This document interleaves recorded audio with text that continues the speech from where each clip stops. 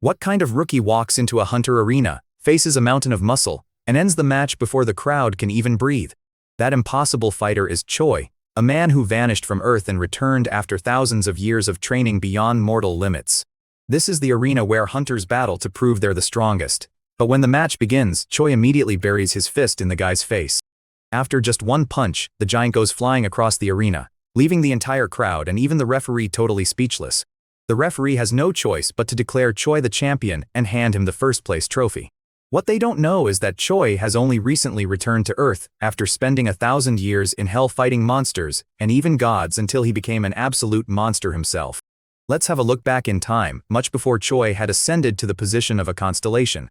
Chi Yong-tsung has been obsessed with strength since birth, as he thought it was necessary for him as an orphan to protect himself. Hunters are the people who battle these monsters and collect the valuable items, while also ensuring that normal civilians stay safe from the monsters. Choi merely makes clear that one has. When asked why, he just says his girlfriend had told him to just date a monster since he kept training instead of meeting her. Inside the dungeon, while the team is engaged in battle, a monster breaks through their defense line and heads towards Choi. One of them lays out that they got a martial arts scroll one day in a dungeon, and Choi happened to be the only one to take it and start training. Although he had trained hard and come to C++ rank, there were not many people who had become stronger from merely pursuing martial arts. Even in his sleep, this crazy guy is doing nothing but training in his dreams. He does not stop dreaming and says it just counts as image training. When it grows quiet, Choi stops training and asks just who it is. She says she does not have much time. Why would a goddess choose him, a mere C+ rank hunter, when there are those far more formidable? The goddess of balance responds by explaining her own powers. In mere years, the Earth will face a threat unlike anything it has ever encountered. Evil constellations will send their servants to Earth. To be more precise, if she makes him stronger, this goddess is quite scared. She makes it clear to him with a smile, hiding her anxiety, that he will be able to become her servant after a long and arduous process of training. Who the hell would accept an unfair and unrealistic contract with such poor conditions? Such people exchange their freedom for benefits such as immediate power and increase in one's hunter rank. The excited buffoon has agreed as the goddess makes it clear to him of the training center she has prepared for him in the abyss. But who will tell that to Choi? While Choi is thinking, the goddess makes clear that she will give him a week's time to decide, but his answer is immediate acceptance. The goddess begins wiping her tears with a "Hey, where did that handkerchief come from?" But Choi will never know. The goddess has already opened the portal to the abyss, and he is having a hard time just protecting himself from the mana waves. As Choi steps into the portal, a single letter is left behind in the room where Choi had been, arriving at the abyss. The goddess says the other angels about Choi, claiming she's seen his future and believes he's the perfect choice. The goddess believes if she makes such a person her servant, it would be perfect for her. Meanwhile, in the abyss where Choi has yet to enter the training center prepared by the goddess, he feels a magical storm nearby. He thinks it is a test from the goddess and gets excited, as Choi braces himself to face the formidable magical waves cascading towards him. He knows he cannot allow himself to falter here. This protective magic had once concealed and safeguarded her domain. Now the illusion shatters into fragments. Adakaniel, one of her loyal angels, scouts the grounds, but discovers no trace of the young human. The goddess of balance, hearing Adakaniel's deduction, desperately orders him to search every corner of the abyss if necessary to find Choi. He activates his divine celestial technique to absorb the magic, turning it into his own power. A few weeks later, the storm throws him onto unknown soil where he lands on his knees. The first time he discovers there is a serpent-like monster that is colossal in size but has scales of stone. The serpent looks like Onyx from Pokemon, but despite that, it appears to be an A-rank monster far above his own capabilities as a mere C-rank hunter. His strike is too weak to hurt it. Choi watches as his fellow hunters discuss the divine celestial technique, a D-rank martial art. Every time he activated its moves, namely the celestial punch, the celestial footwork, and celestial kick, he would absorb the exposed energy, thus increasing his inner energy bit by bit. The force of the punch is enough to even shatter a lot of the serpent's hard stony scales, and it stares in shock at Choi, who has now unlocked a new skill. He recalls stories of another martial arts hunter, Xian Li, a prominent Chinese warrior who had risen through martial arts alone. When asked by reporters if he aims to grow even stronger, Xian Li replies that his goal is to become Srank, an honor no martial artist has ever achieved before. When Choi is wondering where he has to go to start training again, the serpent bows its head, lifting him up as if offering him a ride. Now, as the serpent carries him forward, he muses on the possibility that his training here might soon be nearing another milestone. The serpent hisses, "Ah, what a sad day to be a serpent." The serpent is still shocked by the horror of what they had just passed through, but Choi is still under the hysterical misunderstanding that the storm was a form of transportation. He not only survives unscathed, but also thinks it's beneficial. Only the stone serpent understands the gravity of Choi's misunderstanding. Onyx lowers its massive head and offers chunks of its own body to Choi, merely fragments of rock. However, the sincere look on Onyx's face is evident. This small action somehow brings up a system prompt, saying he has gained a complete understanding of the Great Serpent and has learned the stone martial arts. With the new skill learned, every transcendence of his deepens his enlightenment as he looks forward to what the new training exercise will be like. His body bracing against the oncoming tide, though his defenses soon falter under the unrelenting pressure of the poison sea, his divine celestial energy is getting consumed rapidly. Perhaps this might be what he needs to clear this stage of his training. On land, Onyx's attention is drawn to ripples and bubbles at the surface of the water before he. It is just Choi jumping out of the sea. He does not know how he will manage to pierce a poison sea, but his trust in his goddess does not even shake. In his struggle one day, as he is seeing his serpent friend eating rocks again, he is reminded of how he still wishes he could eat like a human. He is no longer hungry due to the abyss, but it still feels like he is missing something from his life. Choi needed to cook, but he did not have a knife, so he punched a rock and broke it into a sharp piece. The stone serpent watched him with anxious eyes. Choi began cutting the creature, but the toxic fish was melting both his knife and his chopping board too. Seeing this, he chooses to make a set of cooking utensils for the time he trains in the abyss. Choi tried to eat the fish monster, but it was disgusting. But the system prompt showed that he was using his inner strength to battle the poison. Not only did he survive, but the poison actually made him stronger. He realized that these creatures could be a source of power as long as he did not become intoxicated. Now, he was not just immune to poison, but also capable of using it by pulling on the poison in his danshin. He knew he was very strong now, maybe even the strongest hunter on Earth. But the abyss was endless, and he felt he should continue his training. They had been through a lot together, but the serpent could not go with him to the deepest parts of the ocean. The serpent did not want to leave. Choi bid a final farewell to his stone serpent companion and dived into the abyssal depths. A shiny gateway, a portal to the next and probably more perilous trial. Even if Choi would not have trained in martial arts, he could have sensed that dense killing intent was being focused on him. Their attributes within their domain essentially dictated the laws of nature there, and this just happened to be the domain of the dominator of blood and war. When Choi said he was human, it knew Choi was new to this place and chose to enlighten him. But Choi misinterprets this monstrous declaration as part of a brutal training program. He counters with a fierce resolve, launching himself upward, landing a formidable kick that sends the creature staggering backwards. Some whispered in shock while others readied themselves for battle, but the monsters misunderstood Choi's stance. The monsters strike Choi, eager to tear him apart, but Choi battles back fiercely. At one point, the monsters even brought dogs with them that looked like some hellhounds. Battle until you win or die. Struggling to gain any advantage, Choi catches sight of a structure in the distance. Inside, he encounters a monster seemingly engaged in the mundane task of preparing soup. The creature looks up, and for a moment, Choi considers the possibility that this monster might be more. The monster listens with feigned civility, ladling out the soup with a polite nod. However, the toxin is nothing to Choi, who has mastered immunity to poisons. He absorbs the poison as easily as breathing, converting it into raw power that courses through him, amplifying his physical prowess. The monster recoils, eyes widening as it realizes its fatal miscalculation. The furniture crashes into the advancing monsters, scattering them momentarily, and Choi positions himself to defend against the next wave. Choi had been locked in a relentless battle for hours, transforming a simple chair into a deadly weapon. The goddess of balance is still worried about Choi. After a fierce final struggle, Choi stands alone, victorious over every monster that dared challenge him. As he rested, a thought lingered. How many more battles would he have to battle? The owner makes clear that the dominator of blood and war does not tolerate dull or uneventful battles. But Choi is unmoved.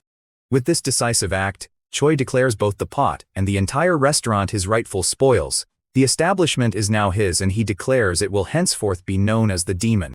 Choi recalls an old story about a retired martial arts master who bought an inn, transforming it into a sanctuary where he could live peacefully while still immersed in the world. Battles are frequent here that makes the inn's title Demon in the perfect name for it. If the demon wants it back, he will have to battle for it. He discovers the pantry sparse, devoid of usable tools or ingredients. Why would a demon poison its own food? Choi taps into his complete immunity skill, laughing at the poison. One day, the old demon owner came back with his army of monsters. His years of fighting have tempered him, and suddenly a system prompt appears saying that he has received the A-rank skill body and fist. For a martial artist, the body and fist technique is a formidable skill that makes people dozens of times faster and synergizes the body and mind. What he does know is that if people on Earth knew about his skill, they would be very jealous. The monster continues to pour in, and unbeknownst to Choi, a dark figure flies through the sky, approaching the inn. No monster could defeat him. They tried to strike him, but he was too strong. The monsters were now gathered around Choi's camp, trying to find a way to defeat him. No matter what they did, they could not break through his defenses. They taunt him as they shout about the treasures lying about, trying to lure him out of his impenetrable fortress. As Choi exits his sanctuary, the monsters swarm him, but he dispatches them effortlessly, one by one, as he has done countless times before. This time, there was a new monster in the crowd, much larger and looking much more menacing. The monster sees, unable to accept the prospect of defeat at Choi's hands. In that moment, Choi recalls the words of Xian Li, a renowned martial artist and a class hunter who once described the ultimate stage of martial arts as one where confidence. Now, standing amid his fallen foes, he realizes he has shed that insecurity, his body imbued with the divine strength granted by the celestial technique he has mastered. Instead, he absorbs and redirects his opponent's strength against them. Apart from the technique, he also obtained the adamantium and the rare meat. The next time they brought the materials, they tried to strike him from far away by bombarding him with formidable magic. The more the demons attempt to overwhelm him. He knew he would win, but he also understood their desire to battle. Monsters line up to battle him, and the waiting line is long as hell. The demons are surprisingly docile as Choi promises to battle them all as long as they do not make a commotion. His rank has not changed, but his skills have evolved. A divine celestial technique, complete poison immunity, body and fist mastery, full counter mastery, invulnerable body, and the legendary Three Flowers convergence. His stats have grown incomprehensibly high, and every skill he possesses has ascended beyond anything he'd once imagined. His list of abilities stretches on, each one shining with a rank mastery. This technique, rarely seen on Earth, was a martial ability hunters only spoke of in legend. Should this purity falter, the skill would weaken. Yet if nurtured, if cultivated with dedication, it could elevate a warrior to mythical status. Choi remembers tales of great martial artists who'd achieved such a level. Yet Choi never intended to seek such perfection. Unknown to him, his body has now become the embodiment of a heavenly martial body, an ideal physique, where his affinity for Kai reaches unimaginable depths. Far away, the goddess of balance seethes in her realm, her gaze unable to locate him. She has lost track of Choi in the ever-shifting layers of the abyss. This level is born of relentless training and countless battles, a state that allows him to observe martial techniques once and master them instantly. Resonance from the universe, as he calls it, feels like a part of something vaster, as though he is approaching a peak of existence, unaware of the impending consequences. Choi finished cooking soup and studied his hunter card. They enjoy the taste of his cooking, but vow to grow stronger, determined to face him again. The demon does not even realize what has happened before Choi's warmth extends for a punch from far away and totally obliterates the demon's upper body, killing on the spot. As time passes, he earns a new skill, Abyss Low-Grade Cooking, a C-rank ability. His Danshin, the core of his power, has reached its peak capacity. Reflecting on this, he realizes that no one remains stronger than him within the confines of his world. A demon enters, and Choi welcomes him, informing him of the news of high-quality meat brought in that day. This creature exudes a power that is incomparable to those Choi has encountered before. The creature's power was immense, even greater than Choi. This stranger could be the adversary he has sought. It is clear that this creature is not only formidable, but possibly even stronger than him. As the monster finishes its meal, it casually produces a massive ingot of adamantium, a precious metal Choi has only heard of in legends. Suddenly, the demon asks Choi if he is human, to which he responds in the affirmative. The demon bows lightly, introducing itself as Varigos. Varigos speaks of his master with reverence, detailing the significance of being part of the Dominator's family, and conveys how this would elevate Choi in the cosmic hierarchy. No matter the distances or the world one comes from, a direct invitation from a constellation, a celestial being of nearly limitless power is a rarity. In the tense silence, Varigos insists that Choi's potential is precisely what his master seeks, that the Dominator of blood and war thrives on followers who embrace battle and adversity. Varigos grows curious and presses for details, sensing no trace of constellation energy around Choi. Choi admits that although he has not yet joined any family, he made clear that if Choi was truly special, he would have been taken away by his constellation long ago. Further, if there was really a constellation capable of controlling manstorms as Choi suggested, then they would have already conquered the abyss. He felt sad and tearful as he exited the inn, thinking he should have questioned this long back, but he held back his tears. Choi made up his mind to return to Earth as he had already wasted a lot of years. Despite the lack of any visible magic aura, Choi moves with a speed and agility that defy logic, almost as though he's moving faster than the eye can track. Intrigued, Viragos realizes that this must be a result of the celestial footwork technique, a rare skill that infuses physical prowess with divine power. Choi's invulnerable body technique shields him from the worst of Viragos's strike, but it still will not be enough to put up with the enemy's skill for a long time. This ability is a terrifying show of Viragos's overwhelming magic, a force that transcends human understanding far beyond the capabilities of any mortal magician. For Choi, this is unlike any danger he has ever faced. In the face of Viragos's unimaginable power, Choi's mind becomes still. With his heightened perception, he anticipates each drop of the corrosive rain from Viragos's power and evades them with precision.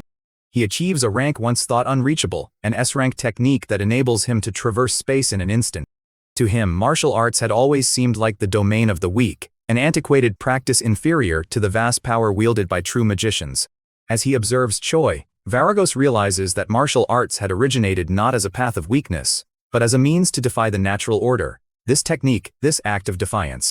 If Choi had been a mage, Viragos says he would already have fallen, his body dissolved by the bloody tide of Viragos's baptism of blood.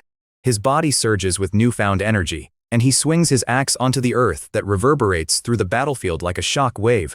In Choi, he has found an opponent worthy of his fullest power, but Viragos was protected by a formidable magic shield.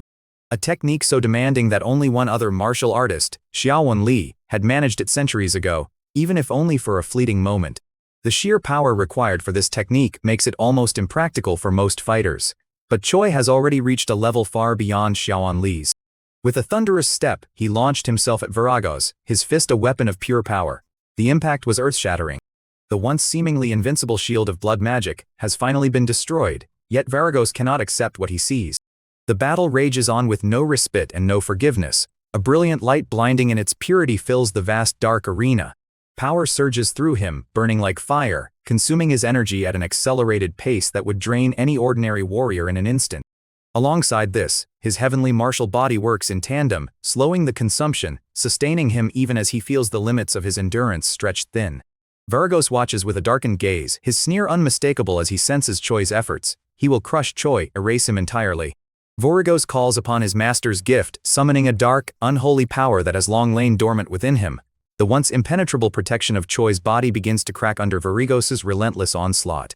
His only choice is to push forward, to sacrifice every last reserve, if necessary, to bring this battle to an irrevocable end. With not much choice left, he activates all his remaining inner strength to deliver a punch. Surprisingly, this awakens within himself a new ability, Celestial String. His divine celestial technique begins to evolve in real time, each strike now pulsing with newfound energy and razor-sharp precision. As Choi's aura expands, Viragos senses a transformation. The thought of this mortal rival ascending, of Choi becoming a new constellation within the abyss, strikes Viragos with a horror he has never known. His presence towering over the abyss like the dawn of some new unholy god. The restraints that have bound Choi's spirit dissolve, leaving behind only a raw, boundless power. The technique that fortifies his Kai achieves an S rank, elevating him to a level of might previously inconceivable. The Dominator's body, once a vessel of terror, shatters under the impact. The universe, vast and unending, awaits his next command, his next step. Realizing with a deepening awareness that countless constellations across the universe are watching him, the constellations each express their interest in their own ways. The cardinal of plague and darkness extends. The system notifies that he has won the battle and gained power from the universe due to the effects of his self-conquer title. Viragos speaks with conviction, planting the seed of an idea in Choi's mind to one day etch his own name among the stars to become a constellation himself. For Viragos, a being of vast power, sees something within him, something worthy of such aspirations. As Viragos fades from the scene, promising to meet him again for another contest, as he contemplates the stares of the watching constellations, he attains a new level of understanding, reaching what he knows to be a zenith. They remain distant yet fully aware, waiting for him to slip, to falter, so they might consume the remnants of his strength for themselves. The Dominator of Blood and War soon reveals his true intent, placing a bounty on Choi's head. Choi faces a relentless barrage of monsters and demons that rise against him. Every moment he's reminded of Varagos's words, urging him to surpass even the highest powers of the abyss, to craft a legend that would echo through eternity. Choi refuses, aware of the chains hidden within the gift, sparking laughter from the other constellations who mock the Cardinal's desperate offer. The Cat of Lava and Magma, undeterred by Choi's dismissal of the plague's skill, instead offers him a book, a tome of magic, rich with ancient spells and secret knowledge. Choi, resolute in his path, declines the gift, declaring that he will rely on martial arts alone. The cat, seemingly pleased yet subtly exasperated, advises him to consider forming a contract if he wishes for even greater resources. Choi's voice rings out defiantly, rejecting the notion of submitting himself to any celestial entity. Choi discovers himself gazing one last time upon the constellation of the Cat of Lava and Magma. Choi walks back and reaches the demon inn. Even the Cat of Lava and Magma seem to pity him as it watched him from afar. He recalls its words, though few and cryptic, about whether he could ever become a constellation. Amid the wreckage of the inn, he searches for a lost piece of adamantium. Angel Adacaniel continues searching the abyss, crossing bluish plateaus and barren stretches where even finding one missing human seems nearly impossible. A two-headed leopard-like creature turns its head on being called as Adacaniel asks if they have seen Choi. The demon King of Lambs, intrigued by the unfolding journey, promises a reward for any news of Choi's movements, adding yet another layer of intrigue to the search. The constellations bound by their cosmic territories seldom roam freely, limited by the divine constraints that tether them to specific domains. For one like Adacaniel to wander to seek across boundaries is an act rarely seen. He raises his fist, striking the empty air while training, his power flowing through everything around him. Yet he continues using the celestial punch just like when he first began training. With a final punch, a system prompt notifies that he has chosen a life befitting of his status as his existential power increases. This is what earned him the title of the undefeated avatar of training, embodying the art of self-perfection. Within him, the realization dawns that his path to constellationhood lies in honing his essence, deepening his existential power. His power grows not only through his inner strength but through skills born from his confrontations. His power of presence swells. If constellations would start following contradictions, where a cardinal of plague and darkness would wield healing magic, and a dominator of blood and war would speak of peace, their power would weaken. Suddenly, the ground breaks open, revealing a colossal figure emerging from the darkness, Onyx the Stone Serpent. Choi stares, memories stirring of a time when Onyx had been a loyal companion, but his friend's response is cryptic, unsettling. Suddenly, Choi felt a terrifying presence rising from the earth. He was facing his greatest challenge yet, the Hydra, a gargantuan serpent bearing 9 heads. Choi has attracted the attention of constellations before, beings who watched and judged his every move. Among his most relentless adversaries is the Dominator of Blood and War, a being who despises Choi for having vanquished a servant in his own domain, an unforgivable affront in the eyes of a constellation. The Hydra, the ruler of his own domain in the abyss, was one of the most formidable beings there. He recognizes that this battle will test him, push him beyond his limits, but his spirit rises to the challenge. Choi's spirit, shaped by relentless battles and hardened by endless training, drives him forward. The Hydra seethes with rage, perceiving Choi as a defiler of its domain. Choi remains undeterred, standing firm against the Hydra's seething aura. His past battles in the Dominator's territory have steeled him against such overwhelming killing intent. In one swift movement, Choi slices through one of its heads, the force of his strike leaving a trail of power in its wake. The Hydra is not so easily vanquished. The Hydra regards him with a grudging respect, acknowledging his strength, yet proclaiming that he will pay dearly for his transgression.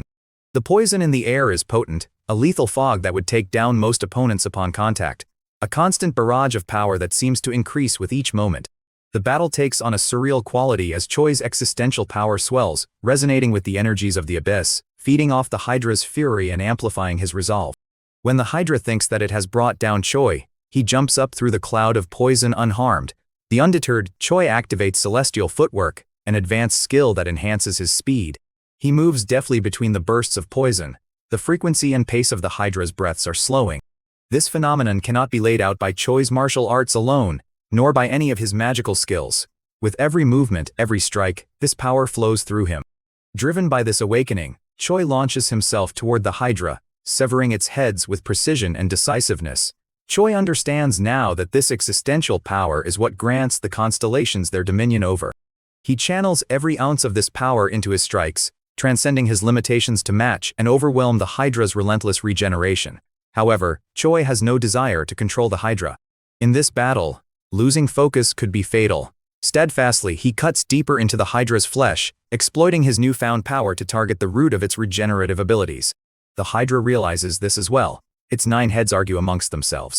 Others, sensing the severity of Choi's newfound strength, argue that survival must come first. One by one, the heads fall, severed with such precision and force that they cannot regenerate. The blood, imbued with a fraction of the Hydra's own essence, flows into Choi, merging with his own life force and granting him an A+ skill in undying regeneration. Choi stands amidst the remains of a battle, his gaze fixed on the slain Hydra before him. Yet here he stands, his hunter cards filled with all manner of extraordinary skills. Though Onyx seems hesitant, as if unsure of who he's become, it has been thousands of years since they last met. Choi observes Onyx with equal amazement. He notices the corpse of the Hydra, a prize beyond value, and he asks if Onyx would like any part of it. Meat, leather, bones, anything that might be useful. Choi, undeterred, begins cutting through the Hydra's flesh segment by segment, heedless of the danger. Onyx, with a shiver of respect and unease. Once Choi finishes, he realizes the Hydra's body is far too vast to carry. Seeing his predicament, Onyx steps forward and hands Choi a necklace, an artifact imbued with unique power. This artifact, a gift from Onyx and his family for saving them, has the capacity to hold the Hydra's massive corpse. A metal of unparalleled hardness combined with the orichalcum that Onyx. Choi envisions crafting specialized utensils, an adamantium frying pan and cutting board, a set of orichalcum knives. Meanwhile, Choi discovers there's still much hydromeat left. This creature refused the path of a constellation, an ancient entity that thrived in the abyss, and its body holds as much venom as power. Choi offered some meat to Onyx, the stone serpent. Onyx was hesitant at first, but Choi encouraged him to try. Onyx was amazed by the taste of the meat.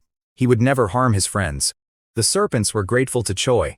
Every follower enhances his existential power, weaving their strength into his own. Earth, with billions of souls, represents an enormous reservoir of faith and existential power, enough to make every ambitious constellation watch the planet carefully. His solitude is soon interrupted as Onyx, his stone serpent companion, appears before him. Observing Onyx closely, Choi notices an unusual sight. He muses that while Onyx has always devoured anything offered with eager abandon, certain foods might still be beyond his capacity to safely digest. Onyx, however, dismisses these worries with unyielding confidence, asserting that no substance can truly harm him. The shapes gradually reveal a creature's outline, one that stirs memories of demons Choi has encountered. Onyx tries to convey a warning, though his fragmented instinctual language makes it difficult for Choi to decipher. The skill he calls Subdue the Strong and Assist the Weak seems to gain new layers, sharpening as he senses the challenge before him. With his power heightened, Choi feels a rush of excitement. Choi feels the spell attempting to penetrate his defenses, but the divine technique he's honed shields him. The incubus acknowledges Choi's resilience, humbling herself by calling him Great Constellation. Such kindness, rare in the abyss, warms him in a way he had not anticipated. He remains cautious and asks the servant if she's ever heard of Earth. She appears startled, mentioning that she has only heard rumors of it being a realm teeming with countless souls. He desires only to protect it, a motivation that here in this realm feels dangerously idealistic. Suddenly there was a commotion. A creature was screaming, desperate for power. His companion laid out that nightmares needed to feed on the desires of others to survive. Choi, who only cared about training, did not understand. The nightmare also desired to consume Choi's unique desire, but assured him that she can control herself. The servant pauses, her voice trembling slightly as she admits that she has no authority to proceed beyond this point.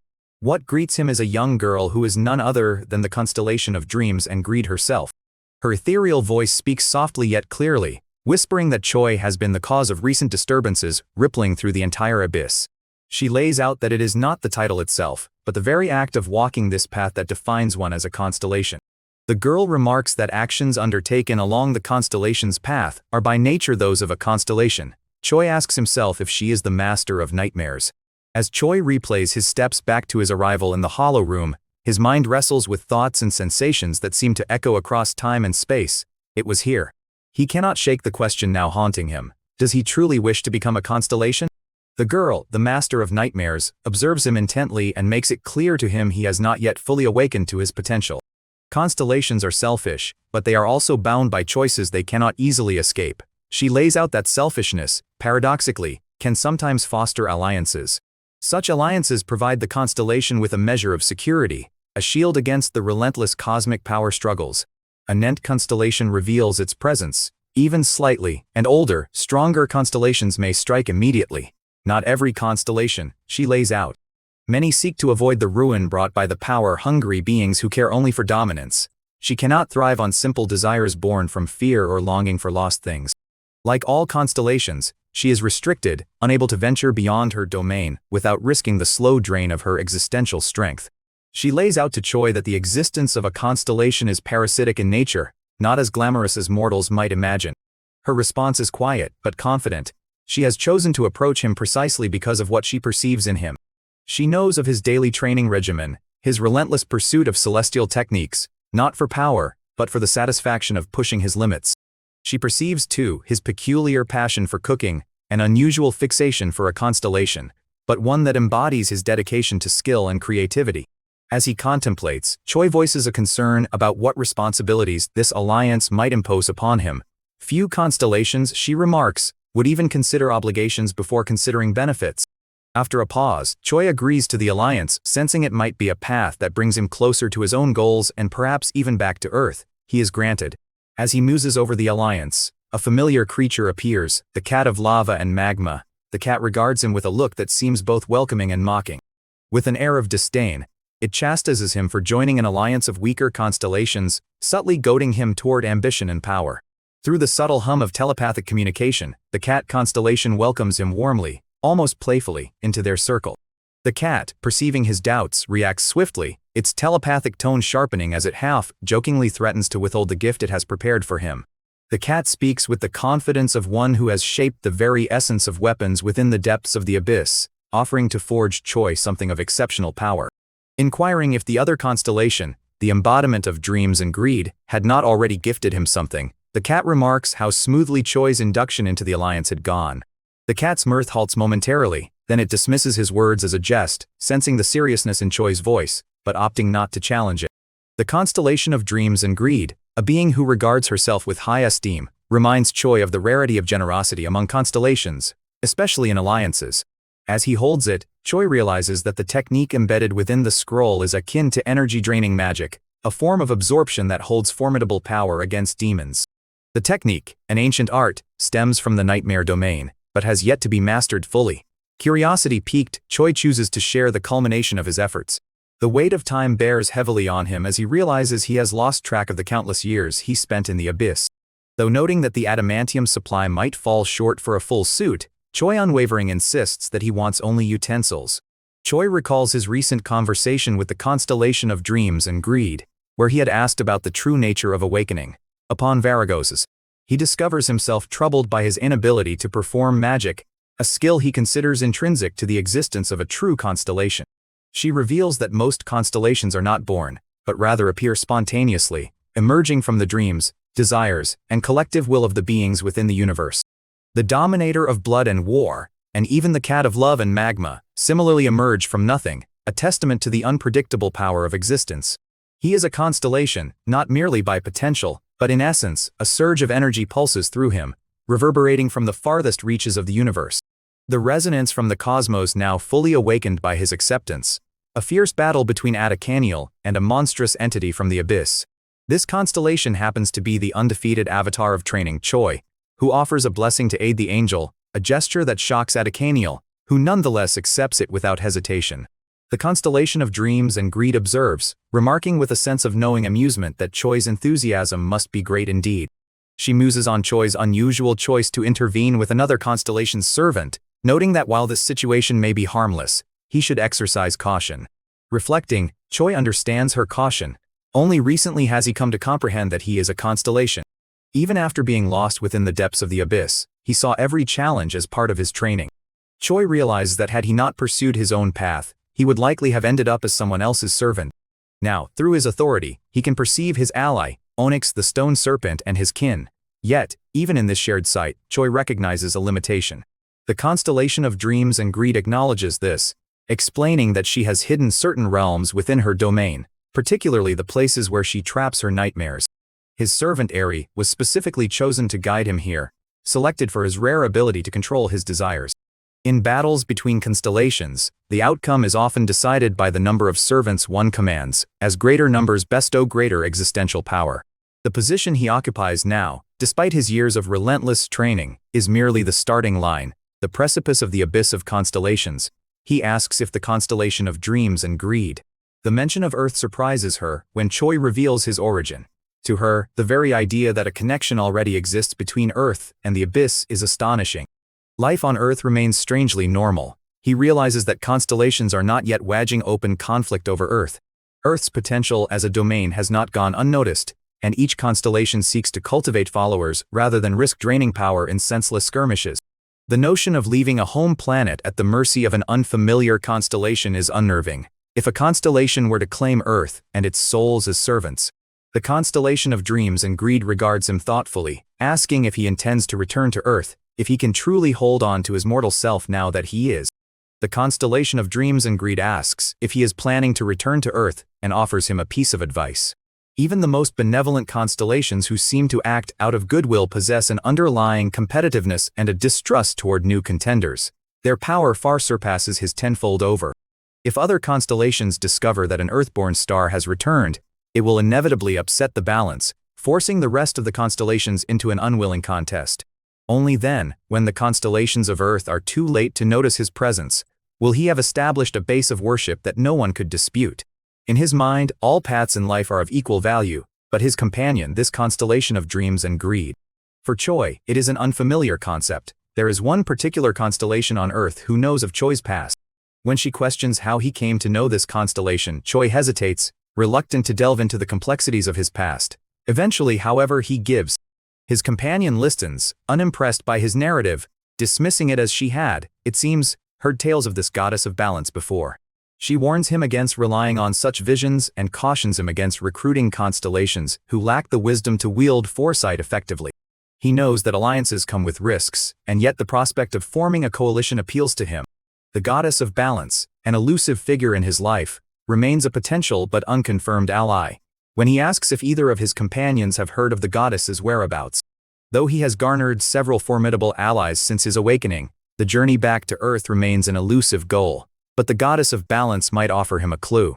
When asked about his plans to return to Earth, Choi lays out that he must wait for a unique piece of equipment. The cat of lava and magma is forging it, and Choi has no choice but to remain until the process is complete. Choi requests to see a place known as the Well of Enlightenment, a forbidden training ground designed to test the limits of one's desires. He learns that many nightmares have attempted. As he struggles, voices echo from the well, whispering temptations and regrets, calling him to abandon his powers and return to Earth. They had parted on uncertain terms, never truly hating each other, and the allure of a fresh start pulled at him, offering peace if only he would release the rope. From afar, his companions, the constellation of dreams and greed, and the cat of lava and magma, watch in silent concern. For most, it would trigger an endless spiral, a descent into madness. But Choi, they remind themselves, is no ordinary figure. Planting his feet against the well's stone wall, he continues pulling.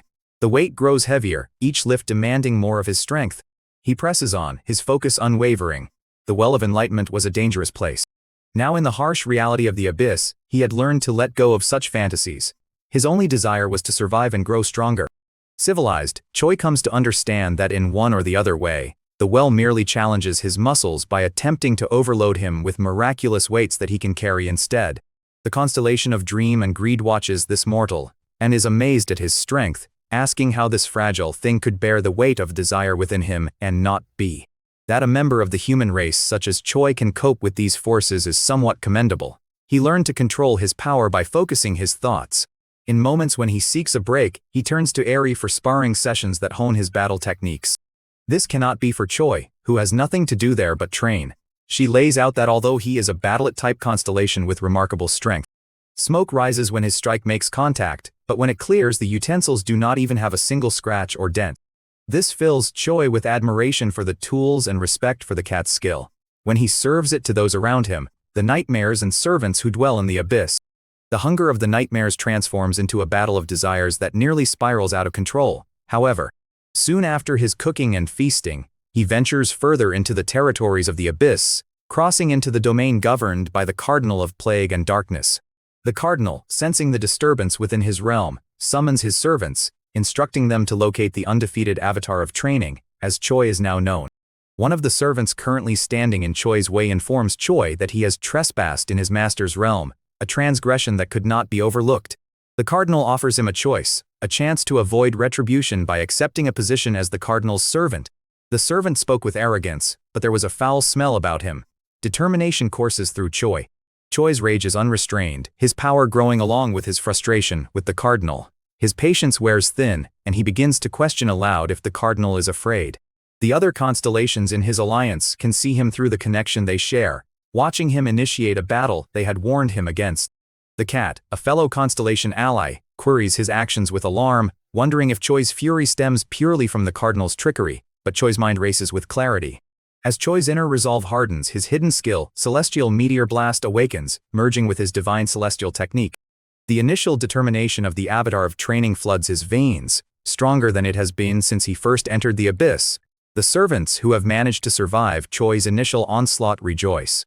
The cardinal's presence is formidable, and his expression is a mix of contempt and irritation, as though he cannot comprehend Choi's audacity. Before he can talk to the newcomer, he is struck in a sudden burst by Choi. He needs to act decisively to strike with every ounce of strength he possesses. Without hesitation, he charges his fist, gathering every fragment of his celestial power, focusing it into a single concentrated force, his celestial punch. Here at this moment, he feels the raw intensity of Choi's assault.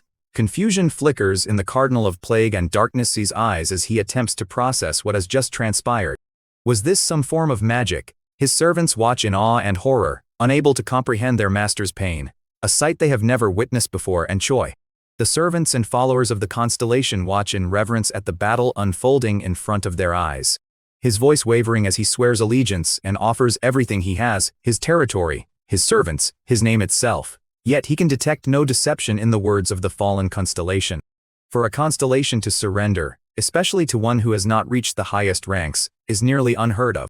The lava cat reassures Choi, explaining that a sworn oath on one's true name in the constellation world binds the speaker to honesty. As the Cardinal of Plague and Darkness continues his pleas for mercy, Choi experiences a strange surge of power. The skill of self-conquer also activates, reinforcing his resolve and sharpening his focus. In a firm voice, Choi informs the Cardinal that he has no desire to rule over such a realm or command the loyalty of its inhabitants. The War of Constellations is a brutal, all-consuming affair. The lava cat, watching with a curious gleam in its eyes, points out the unusual nature of Choi's choice. Remembering his training with Eri, he recalls the strategy of staying close to his opponent to neutralize their existential powers, a tactic that has served him well against constellations. As his reputation spreads throughout the abyss, tales of the undefeated avatar of training, defeating the Cardinal of Plague and Darkness echo among the constellations. He understands that he must battle not only this new foe, but also the entirety of the constellation's kingdom, servants and allies. The ensuing war is relentless, consuming over 2 centuries. The constellation of the clockwise needle is brought down and his power and influence are shattered. Each battle a test of strength and endurance. This constellation acknowledges Choi's prowess and suggests negotiation. The raging old man is annoyed at the inactivity of other constellations, unwilling to allow Choi's unchecked rise. Despite his victories, Choi feels a sense of melancholy, unable to find any path that leads him back to Earth. His skill in cooking, a modest B-rank ability within the abyss, gradually evolves through constant practice, advancing to an impressive A rank. He knows such gates lead to new challenges, but asks himself jokingly if this might lead to Earth. But imagine his surprise when he steps through and discovers himself in a familiar. Was this really Earth? Jansen Choi stood in a forest, unsure if it was really Earth. It asked him if it was Earth, but he said he has to find people first to be sure. Kingdoms were things of the past on Earth. He realized that this world was very different from Earth, closer to the abyss. There was a fear in their eyes that day, as the gate looked much larger than they had handled before. The goblins were scared, but their king, Otagon, refused to run away. He was a formidable sorcerer, and he vowed to battle the monster, even if it meant his death. He saw the wolf as a formidable creature, but not as intelligent as a constellation. Summoning every ounce of his strength, Choi activates his skill. The cat lays out that such beings do not have much experience fighting with opponents on par with them and praises Choi for his strategy. After the battle, the goblins came out of hiding. They were grateful for Choi's help and saw him as their savior. As the goblins worship him, Choi feels a surge of power as his followers increase and the world resonates with him. Before even realizing it, he has become a mid-tier constellation. The cat of lava and magma acknowledges his growth, encouraging him to continue his journey and achieve similar feats on Earth. Even if he brought down a beast 10 times the size of a Kafan rear, he muses Earth's people would see him as an extraordinary hunter perhaps. The massive magic storm that had appeared had began shattering rocks, and was breaking off a big part of the land that felt as big as the continent itself. Despite magic storms being a common sight in the abyss, this magic storm especially felt stronger than others. Before they can step into it, the energy begins dissipating bit by bit and strong winds blow across their faces. Just when Otogon asks himself if it is disappearing, he observes that the magic has combined and has began changing form. A lot of structures in the abyss are byproducts. In the Mojave Desert in US Nevada, officials are gathered around it, discussing the gravity of the appearance of the dungeon there. The young man behind him states that the Confederation of Dungeon Analysis has speculated this is a C tier. The danger level is quite low even with one B tier hunter, but the rewards remain great nevertheless. Since monsters of the abyss and magic were introduced into Earth, humanity's lives had changed. Strong crystals of magic possessed by monsters called cores were much cleaner and efficient sources of energy than what humans activated to activate before. Pharmaceutical bio company Kaizi, the artifact company Parable, etc. were all large companies related to the abyss, but they also happened to be subsidiaries of the Parker industry. And the leader, the person in charge of checking the dungeon entrance requirements, makes clear that there are only 8 people on his team. It is only an E-rank hunter named Clayton who recently awakened. Saying so, he pushes him aside and walks ahead. The inspection officer sighs as he knows that an E-rank hunter will not be able to do anything meaningful inside. As the permission to enter is given, the E-rank hunter comes up to Richard and whispers that he has placed his trust in him. Since they cannot get any extra supplies in the dungeon, Richard must have needed a porter to carry things for his team. This had become a fatal but rare case where there had been a mistake in the determination of the rank of the dungeon. The old man outside, who appears to be high-ranked, is quick in ordering the inspection official and makes it clear to him to send a report to the Confederation of Dungeon Management. Richard dismissed the suggestion, instructing the soldier to search for the exit alone, while he and the rest of the hunters would focus on locating the boss monster. Either locate the exit connected to the outside world or defeat the boss monster, which serves as the dungeon's core. In a C-class dungeon like this one, finding and defeating the boss monster was deemed the more efficient option. Despite their rank, they held little monetary value. The power of second circle magic was sufficient to eliminate the ghouls, but their numbers were overwhelming. It seemed as though the ghouls were endless, forcing the hunters to conserve their spells for a more focused strike. The effectiveness of their flame arrows was diminishing, and Richard, aware of the worsening situation, decided that if they continued to rely on magic, the entire team would succumb to mana sickness. Typically, clearing a C-class dungeon is manageable as long as the team has at least one hunter ranked above C for gains, with B-rank hunter Richard Parker on their side. He and Choi had been teleported into the dungeon together, but Otogon appeared visibly affected by teleportation sickness. Choi, however, focused on the situation at hand, asking Otogon if he could detect the scent of something rotting nearby. Otogon activated his magic, the Eye of the Bird of Prey. He reassured Choi that he could assist him with magic if needed, and would even teach him how to harness it. Judging by the effort put into the design, Otogon deduced that the papers likely contained valuable magic, possibly created by the civilization that had built the ruins. Otogon suggested using a 7th circle area of effect magic spell, which would obliterate the ghouls and reduce the surrounding structures and possibly even the boss to dust. Choi cautioned Otogon to remain calm. Otogon stands in complete surprise as Choi reveals his intentions of aiming to reach Earth. Choi asks Otogon to activate magic to transform himself. He lays out that encountering those trapped in their current forms could create complications since not all goblins in the abyss lead civilized.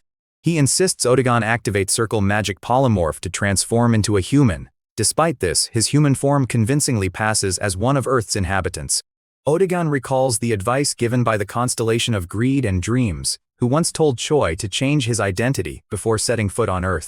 This observation leads him to conclude that the ghouls might not be under the control of a formidable magician, but rather linked to a monstrous entity known as Tarun. Though formidable in appearance, Tarun is a pitiful foe for individuals like Otogon and Choi, who operate on a totally different level of power. Elsewhere, Richard Parker and a group of hunters are struggling to survive. With their food supplies totally depleted, they are left with nothing to consume but boots and gloves. The hunter group, known as Gaines, has spent 28 grueling days raiding the Devil's Mirror of Delusion. The ghouls repeatedly snatch away the hunter's remaining food and water. The group secures themselves inside a building, closing off all entrances. However, their confinement leads to growing desperation and tension among the group.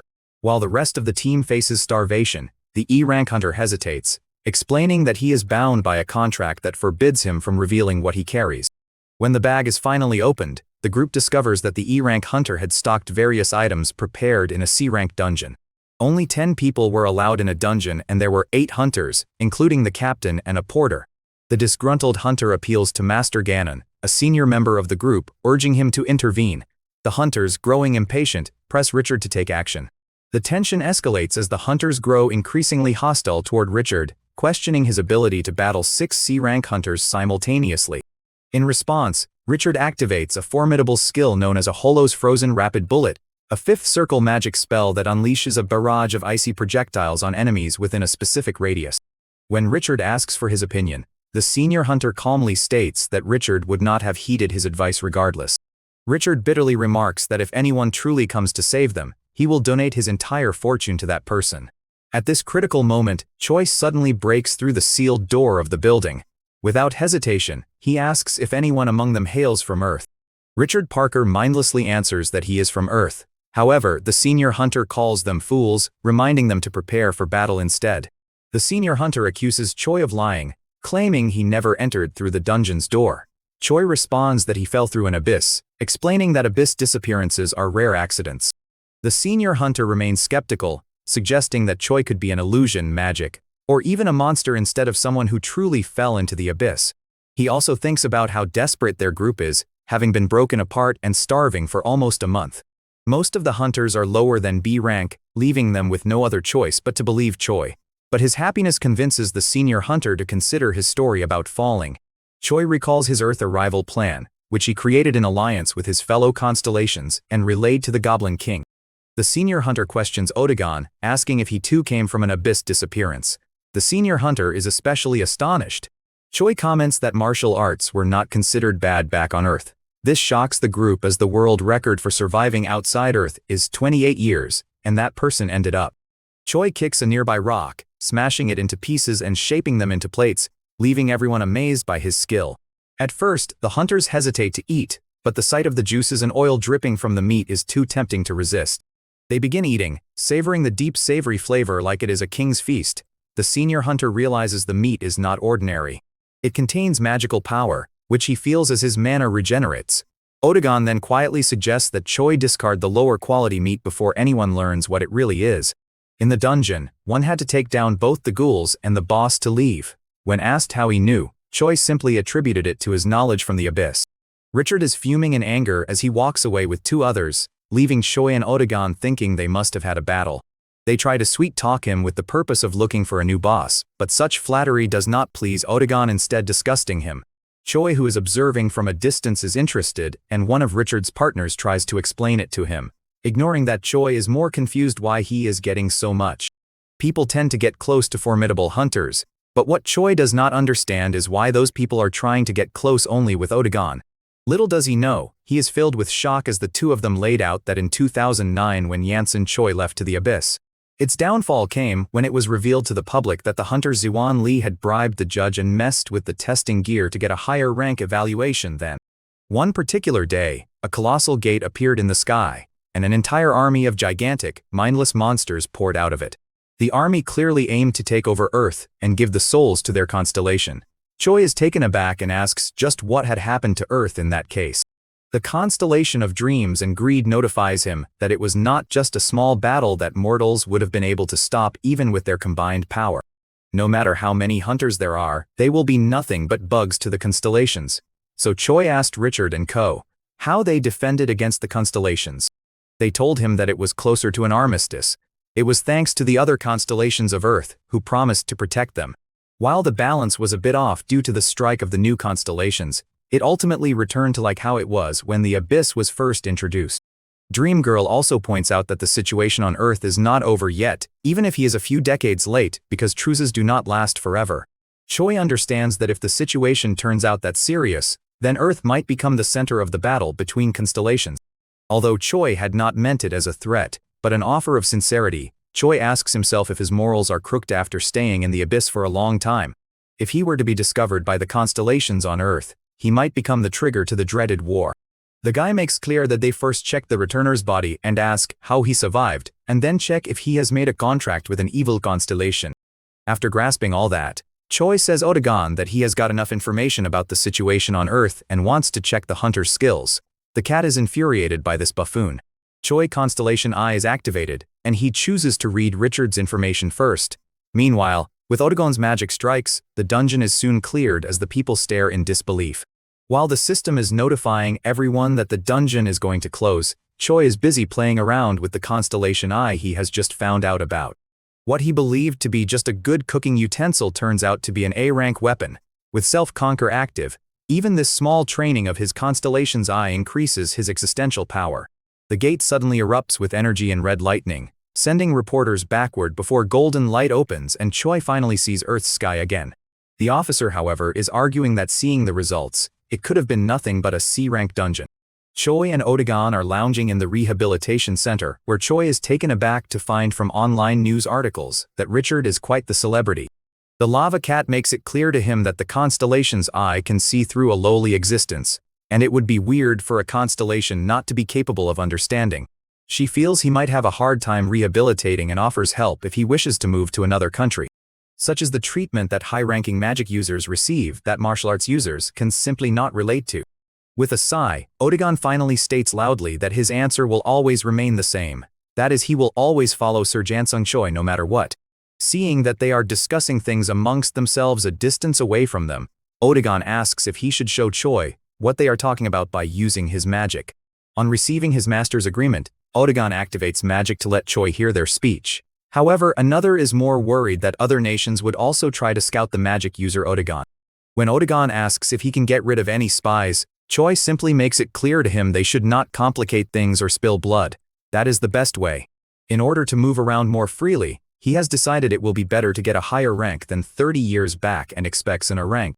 The crystal ball meant for measuring mana had much more mana than the average hunter, so would normally change color to calculate how much mana one had.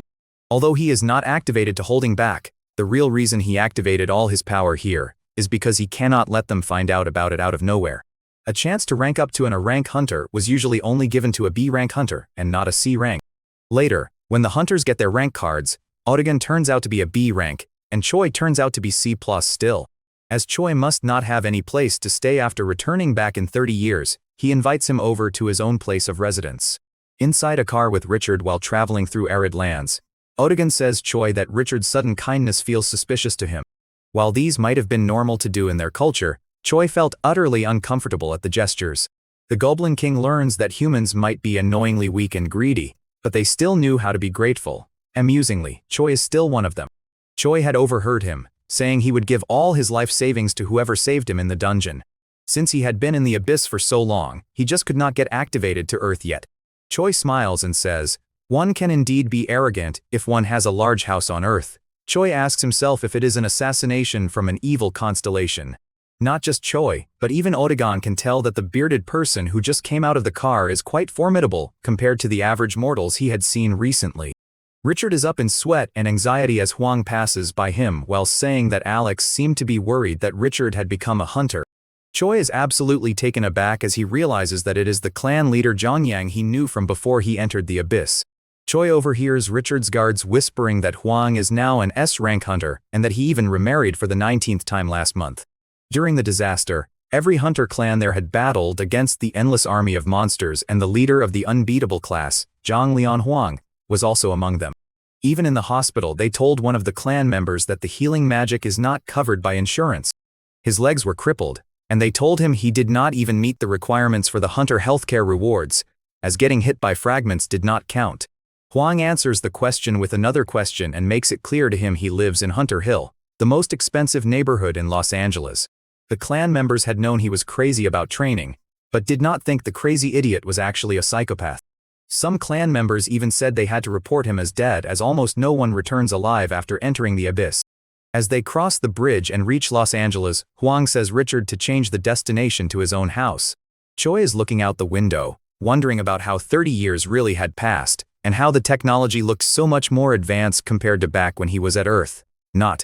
Choi is still looking out and sees a large building and remarks that Hang's house really is good, what with it being the size of an Olympic stadium and all. Richard informs him that it is probably just the house where Huang's servants live. The entire place is colossal. Seeing many hunters standing in the pavements, he asks himself what is up. Choi is amazed and asks what kind of chance he is talking about. Choi asks if Huang stole them, but the clan leader dismisses it as ridiculous, saying that the Chinese government had sent them as a gift begging him to go there. They answer to him, and he orders them to bring him the best tutors they can find and teach Choi everything ranging politics, economics, world. While Richard comes out of Huang's residence and leaves, the driver asks him if it is really all right if he takes the chance to see Dragon Huang since people wait. Back in Huang's mansion, he has just now ordered his assistants to bring him tutors who can teach Choi common sense of the present and other miscellaneous knowledge. When asked for his name, he says he is his 7th secretary Jackson, but Huang fires him the very next moment. After giving them all an earful, he turns back to Choi, who is looking ahead in shock, when Huang calls him to talk and get up to speed. Choi looks unconvinced and says the salary has nothing to do with how he treats them. Choi shakes his head in disappointment. A specialist in artifact and dungeon studies from Stanford is in a room with Choi to teach him about the situation in the world at present. After around half an hour, Choi has gained a brief but shocking understanding that the places occupied by evil constellations were China, North Korea, Europe. The Huang he knew was timid and hesitant, but now he was an S-ranked hunter and swimming in money. Jokes aside, Huang would understand if Choi laid out everything seriously. However, the answer was not that he did not trust Huang. Huang takes Choi and shows him around, finally coming to stop at a dome-like structure that looks like a greenhouse. Lava Katat is taken aback at this magic that she calls the other side of the world magic. Choi is taken aback as Huang lays out that constellations activate it to train their avatars, while the cat says they activate it as entertainment when bored. Choi asks Huang if he learned the magic from a constellation, but it appears that it has become a very common magic on Earth. One of the games in hunter sports happens to be the 6-Star League, where 6 hunters battle against another team of hunters in different matches with varied rule sets. All in all, the stimulation of the game that Choi sees there looks pretty interesting. Choi understands because human cast magic could not possibly be enough for constellations. Suddenly, his title, Master of the Self, activates and notifies him that his power of existence will increase if he battles when his power is limited. The cat of lava and magma also makes it clear to him that this is a good opportunity as other constellations cannot watch him when inside a dungeon or this spell. So, either way, making others, for example, his avatar's battle was never his style to begin with. The cat makes clear that if he battles with other constellations. Choi just remarks that hunter training seems a lot more realistic due to this magic. Choi is still having trouble grasping the idea that such technology and magic isn't activated for training. He had been focused on the Earth crisis, training the hell out of his body since he was worried he might be late and had always been searching for a way. He did all that, but the hunters on Earth have simply become sports stars. It might be unfamiliar to him who does not really have any avatars, but for constellations with avatars. Huang is still explaining that hunters nowadays do not have any dungeon experience, and they become hunters only for money and fame. After saying his fill, Huang asks Choi about his life the past few years and why he had gone to the abyss for training, if perhaps he had been scammed. It is a long story, but before Choi can explain, he requests Huang to lift the power limit of the other side of the world's magic. Choi lays out that although he was given a C+ rank, his martial arts could not be properly assessed. Choi releases a bit of his aura and makes clear that he went there in order to protect Earth. Now Choi had returned to protect Earth, essentially making Choi a senior to Huang. But Huang is still doubtful as many returnees from the abyss were crazy. Huang has a fierce look in his eyes as he makes clear that no matter how strong Choi has become, he has never seen an S-rank hunter. Huang claims that he himself has come close to dying during such battles and received an A+ ranked skill called the leveling up via death skill. The numerous magic missiles launched from Huang fly towards Choi at a remarkable speed, but seeing him standing still, Huang shouts at him to dodge and panic. Choi says there is no need and merely lifts a finger.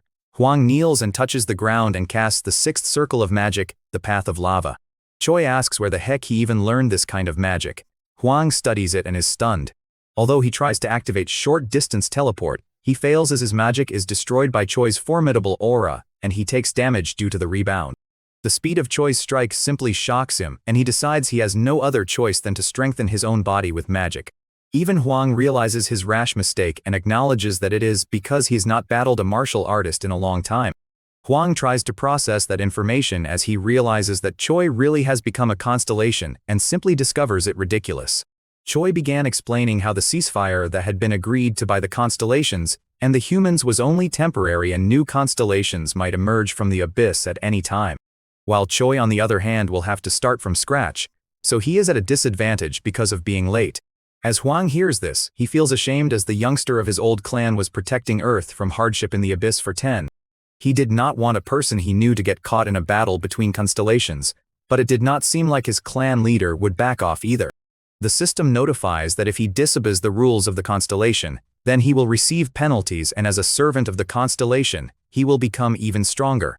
Choi, Huang, and Odegon are all sitting at a table having some beverages while Huang is remarking on how he had never thought he would be entering a contract with a constellation. Choi asks Huang if he will be able to win in a 1-1 battle with a great demon.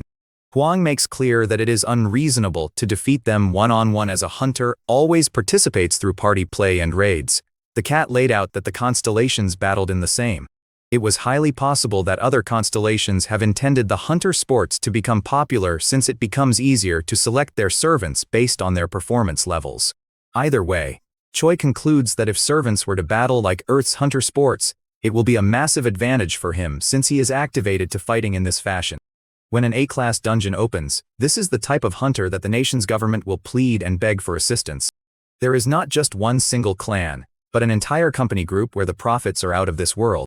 All cores and items in dungeons are purchased by the company, as well as the additional support and bonuses.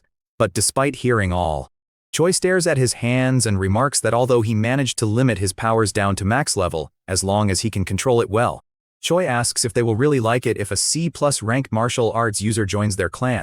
Seeing Choi's confusion, Huang states that many hunters wish to compete in the UHC, but they have to get through the preliminaries to be accepted as professionals in the league. Seeing the screen, he tries to play around with it, and reaches the news section where he discovers the name of Chong Sik mentioned and recalls something. Huang has gone over and is giving instructions in his office to prepare the hunter department to re-evaluate a person. In another part of the city, Ain is managing and criticizing a hunter named Vagan for their incapability. She scolds him, saying that just because he has a lot of mana does not mean he can handle a high circle magic. However, calling him a dumb, he makes clear that she is Miss A B-class hunter and renowned manager who raises rookies into precious gems in their clan. He asks Huang's assistant following him if the person who wins the tournament will become a pro and what else he needs to know. Odegon, who is on the phone right now, is playing a game that eerily looks like Temple Run, but with a goblin as the main character. Inside the competition lounge hall, he can find various types of people like reporters, people from broadcasting companies, and even clan recruiters. Their leader had received a phone call saying that the measuring device had shattered and had asked himself if it had been faulty. The clan leader had also received information that he was from 30 years ago and a martial arts user. Thus, he told Coop to go and confirm it with his own eyes and ask Choi to learn magic if he has decent mana. After a lot of effort, Choi finally manages to suppress it. Furthermore, due to the restraints, his existential power would increase manifolds as a result of fighting here.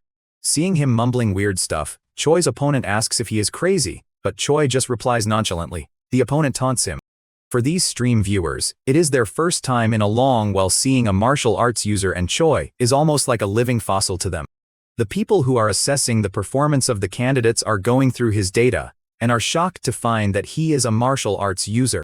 When the opponent learns that Choi is a martial arts user, he chooses to put distance between them as soon as the match begins.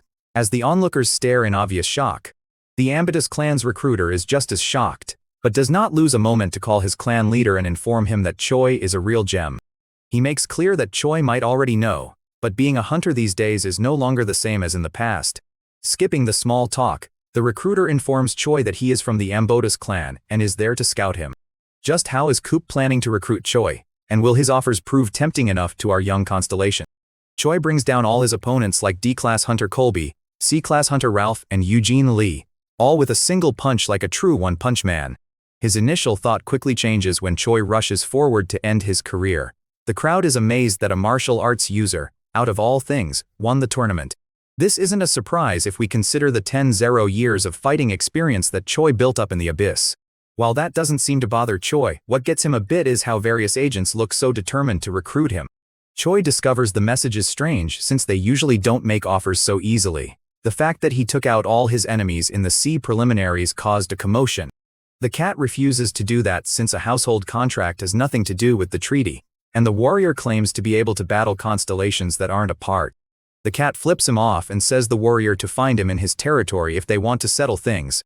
The warrior vows to enact his vengeance on the cat constellation, but Choi questions if he's proud of being a constellation that only harasses mortals and even questions the warrior's authority since, while he's not sure of the other mortals, Choi knows he'll have to battle the warrior constellation someday and doesn't feel a need to remain humble. Choi questions what he's doing, but the cat makes it clear to him to play along and receive the stone since it's part of his plan. The cat arrogantly asks if he just realized that. The nervous dude informs him that the official has been captured and they're looking into the matter. Compared to them, the Ambatus clan is nothing but a newbie that just began to climb the ladder. Hwang asks himself what the clan's plans are and why they're picking a dangerous battle with him. Then the other agent says his boss that he will contact the evaluation official. Additionally, he considers it a good place to start since a martial arts user's abilities drop in real battles. This doesn't settle things for Hwang as he attempts to charge at the man, but Choi stops him before all hell breaks loose. Choi believes it will still be the case since he's a martial arts user. Either way, Hwang is still confident that Choi can take care of them. Hwang claims that's not the case and draws out the weapon from a bag. This weapon is the Lunar Heavenly Sword, and Choi concludes it's much better than what he expected. During that time, a demon god constellation was occupying the northern area of China, and the country was on a highway to pandemonium due to the large number of formidable dungeons popping. Among the dungeons were 3 A-rank monsters, Ubum, the Great Sage and Bai, but I guess we could say he did this mainly to protect his factory in China. As she digs in, she asks himself if Choi made a contract with a meat constellation since she never expected the meat dish. It turns out magic can give a much richer taste to a meal, and the meat Choi served contained way more magic power compared to the ingredients Hwang activated. She even offers. Putting the business idea aside, Choi offers a rice. Now moving back on track, reveals that she'll be Choi's manager. She was pleased to see his confidence in his battles. Now, decision made between her and her father was to start up a real raid team.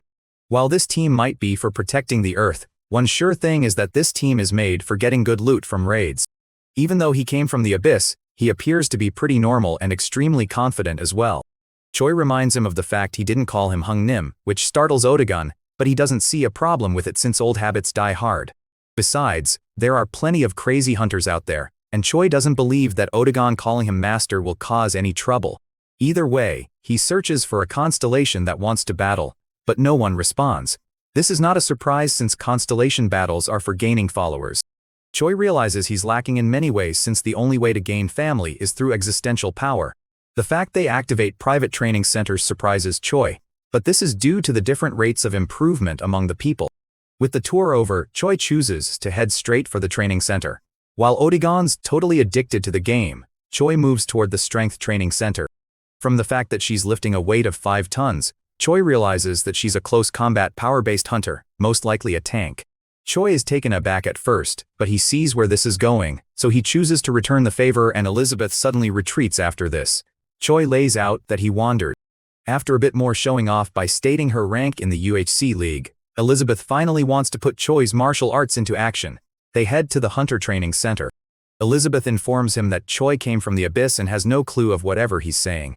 As Anthony leaves, Choi asks himself what's wrong with the dude and his glorified ego, but Elizabeth just says he should avoid him. But anyway, it's now time for the brawl. At the same time, Choi launches a surprise strike, but Elizabeth spots it just in time and barely manages to block it with her sword. This strike drives her to a corner, but Choi is not done yet. He considers her strike speed to be decent for a magic user and considers her a good candidate. Putting that thought aside, Choi counters with a celestial kick, which puts Elizabeth off balance.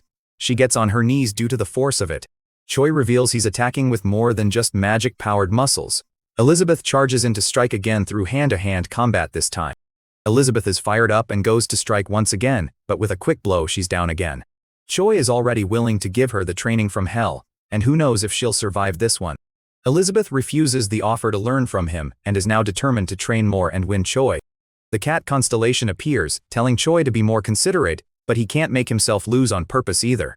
The next day was the Icaros's training day, and Choi arrived at the virtual training center with Otagon, who's probably in the realm of brain rot now. Soon, Hunter Ernest, the clan's instructor. This was why he could spend all that time training in the abyss, because he believed he could get stronger. Ernest says whatever a person believes in is true. Even the formidable S-rank hunters can't enter dungeons themselves, hence his answer. Speaking of unexpected, Ernest out of nowhere creates a ball of energy in his hand, and then disperses the magic to pair up the hunters for the training. He plans to deal with everything with his oh-so-mighty magic, while Choi asks himself why a constellation like himself has to deal with him. Either way, it was time for the wyverns to strike, and the hunters began to scramble. Some consider setting up barriers. Then there's Anthony, who's confident he can dodge the monster's breath, so he activates some acceleration magic to maneuver. Based on his skill, Ernest could already tell Choi an abyss returner, and can see why the chairman was interested in him. Choi tells Anthony to move faster next time as they dodge the wyvern's attacks, while Anthony stubbornly insists that Choi should follow his orders instead. Choi, however, has already realized the next strike will come from below. This monster is called Rockeator, a monster found in dungeons of B class and above.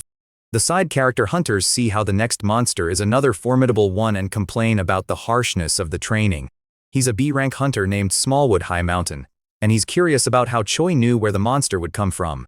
Training continues through trio evasion drills, magic counters, and exercises where hunters must subdue teammates trapped under illusion magic. Smallwood asks Choi to teach him martial arts, but Choi begins to leave, letting him know that only 1 out of 100 learn it, and he'll have to put in the effort. This info surprises Smallwood, especially with the fact that it's not possible to level up quickly in martial arts, unlike magic. He couldn't learn it because the first generation of martial artists had all retired, leaving no possible way to learn it. Smallwood clarifies that they activate magic to pull in magic from around them, not using the one in their body. Choi thinks that method is a pain and suggests using his own magic.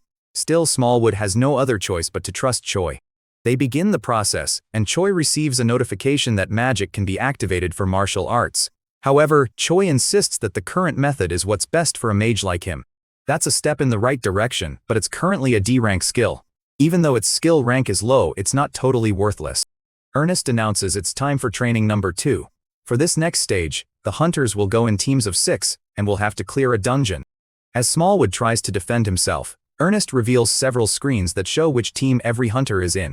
She got teamed up with a hunter fresh from the abyss, a newbie hunter, the dude with serious main character syndrome, a sneak, and one normal dude. Choi had no intention to form a contract with him from the very start, but it wouldn't hurt to look at his stats. He scans Anoni's stats, but this time he's shocked to learn he can see his skills as well. But putting that aside, that explanation sounds reasonable to Choi. But Smallwood cautions him and still holds a grudge against a time Whitaker blocked him on Facebook, right after Smallwood dropped to the second team. Putting the childish quarrel aside, Whitaker is actually a B-rank healer, and he offers to assist Choi as long as he works with him. In the end, Whitaker leaves, brought down believing that Choi is still not activated to Earth after dwelling in the abyss. Before they venture further, she suggests confirming their supplies, but Anthony only wants to focus on magic. He chooses to venture in front. Even though Anthony is more of an all-rounder, Elizabeth claims to be much better at close-range combat. However, the delusion is strong in Anthony. A certain hunter doesn't care about that. Anthony, however, is still determined to remain in front. He was able to bring it along thanks to the spatial storage device he got from the stone serpent. While Choi contemplates trying the strike with a faster sword, Anthony is upset about the fact that he stole his takedown. But Choi suggests preserving his strength for a monster. This logic clicks with Anthony, and he realizes that Choi will let him battle the stronger monsters. After witnessing this massacre, Anthony smacks himself and begins to reaffirm his title. In the Situation Room, an official asks Ernest if he's placing Anthony in the first team again since he's good at combat. Ernest, however, chooses to watch him a bit longer. Another official draws Ernest's attention to what's happening in the dungeon. The attention is currently on Choi's team, and they're currently working together to wipe out the monsters in the dungeon, including Anthony. Before they can do any other thing, Choi has detected enemies in the area and says everyone to prepare for battle. Everyone is confused about where it came. This monster possesses strong endurance and strike power, plus looks like a rock chameleon that crawled out of a hell vent. An official warns that the relevant team is heading in quickly, which would be dangerous, but Ernest realizes that they'll know what to do. Even though the monsters inside it are at B class, the difficult combination of monsters in the dungeon raises its difficulty to A class. The officials figure that the trap would be too difficult for the team, but whether they'll survive remains to be seen. Elizabeth asks himself if the rock gargoyles would strike them if they don't move, but Choi isn't sure about that. Elizabeth is taken aback by this, but Choi doesn't see it as a big deal as long as they react to the B-class monsters calmly. However, they set up camp starting with a tent that sets up automatically, and fortunately, Choi knows what it is. Next, Whitaker sets up detection magic around the area and praises himself for it, but Elizabeth says he's talking so much for someone who just activated a single spell. With all that, Whitaker gets triggered by that statement and denies the fact he was trying to escape sentry duty, asking who she thinks he is. With that, Whitaker runs over to Choi. Whitaker tries to get Choi to open up by asking for his interests, but we all know Choi is a gym bro, so his main like is bench press. The team doesn't seem to enjoy the taste of the meal, but Choi has no problems with it. Seeing their dissatisfaction with the current meal, he volunteers to do the second thing he was born. It's at this moment that Ernest realizes that the training is too harsh. As for the team, they find out that Choi is currently cooking a masterpiece. He never planned to share his food since they all didn't approve of monster meat, and everyone was stunned at this. He goes on to praise Choi's abilities and his cooking as well. This compliment gets to Choi, so he chooses to bless Anthony with his cooked meal. Anthony, who has now been saved from doom, thanks Choi and digs straight in. Not only that, it also recovered his magic power, and this leaves Anthony amazed. As he continues cooking, Elizabeth has finally had enough. So, she goes to Choi along with Whitaker and they betray Smallwood. The instructors believe that he learned this skill by cooking monsters in the abyss since there's nothing there to eat. This surprised Richard since everyone was supposed to be asleep, but Choi has probably learned to sleep with one eye open thanks to his martial arts experience. Richard says he's doing that, but Choi calls him out on his pathetic training schedule and says he'll have to do better if he wants to be on the front lines. The team moves out of the tent on hearing that, and then Choi charges into battle along with Elizabeth. He's aware that they'll not be facing stone gargoyles alone, but something much bigger, and it seems to be the dungeon's boss. Its diet is basically rocks. With how dire the situation is, Ernest realizes it's curtains for Choi and his team. Richard prepares to activate an ice spell, but the ground below him prepares to erupt. The stone hunter emerges from the ground beneath Richard, but Choi rescues him at the nick of time. He considers taking out the monster without his blade since he's a B rank. Even Anthony is speechless at this. After witnessing that feat, Ernest moves toward Dragon Hang's building to meet the chairman. At this point, Ernest is fully convinced he's an A-class hunter and makes clear that Huang should have mentioned that fact. One thing that bothers him is whether Choi will continue working with Huang when he gets to a rank. Choi and his team make the first team, though several hunters still doubt that a martial arts user could have earned the position through his own strength. Then Anthony appears behind the hunters, calling them small-minded for that. The only hunter he places his attention on is his rival Choi. Whitaker lays out he was checking out Choi's abilities and also mentions the time he helped out the chairman of Frost Dust. While he rambles on, Odegon loses at his mobile game. It turns out Whitaker met Choi in his native habitat, the gym. Choi spotted him and realized that Whitaker wanted to train. Whitaker then collapses on the ground after the workout and finally lays out that he wanted to take Choi around the city. Whitaker lays out there in Hunter City, which is basically a city about hunters. However, Choi believes that being a hunter isn't about receiving privileges. Odegon suggests beating up Whitaker, but Choi makes clear that they should leave him be and let natural selection do its thing. This target is most likely Choi, because the people are affiliated with the Warrior of Madness and Blood. Who else would that constellation have beef with? However, it's not so strange when you recall that Choi is the Gordon Ramsay of monster ingredients. Now the gang's fully dripped out, Whitaker realizes that it would be a while until the auction begins. Choi watches Whitaker go gambling and asks himself if they're letting him win since he's a hunter from the Ikaros clan. The reason for this shock is that the Mount Hua sect, the sect that owns the illegal auction site, is a martial arts clan that represents China's martial arts. One guard considers asking Choi what kind of martial arts he activates, but a different guard considers that outrageous since that could reveal the clan's identity. Speaking of that, Choi, Odegon, and Whitaker all take their seats for the auction. The auction goes on with an artifact called Fitron Spear being sold for 50-0. He scans the item stats and he learns that it's called the Blazing Thunder Dagger, and it has abilities that he discovers to be pretty useful. Choi wants to buy this item, but he's worried about his funds. However, he does have some card that Huang gave him a while back. After he made clear that, Huang rose from his seat and went over to Choi, feeling like he just got rejected. Whitaker makes clear that Choi is just wasting his money, but Choi realizes it's nice to have something one would never forget how to activate. Some guards come over to settle the issue, but more of the constellation's followers show up and blast them away. Then the warrior constellation mocks Choi and dares him to make it out of the situation, while Choi realizes he's acting pretty confident for someone who can't face him head-on. He proposes a constellation battle in the name of the undefeated avatar of training. This taunt gets to the warrior, so he chooses to accept Choi's constellation battle if he survives. He activates an ability called Celestial Finger and fires a beam of mana at his enemies, but they block the strike. A guard who's currently watching the battle recognizes Choi's technique as martial arts on an incredibly high level. The warrior gathers his power from his dead minions and possesses one of the living ones. The possessed henchman has as much power as an A-rank hunter, but if he did that, the innocents around would probably suffer the consequences of the rampage. To avoid that, he activates a skill called Subdue the Strong, Assist the Weak, which will increase his strength if he battles the warrior's minion without dodging. However, after he brings down the henchman, the warrior finally acknowledges Choi's strength and accepts the constellation battle. Another guard apologizes for the blunder of letting in someone like that without proper identification. The guard is taken aback by this question, so Choi realizes he may have asked an insensitive question from his excitement of meeting a fellow martial artist.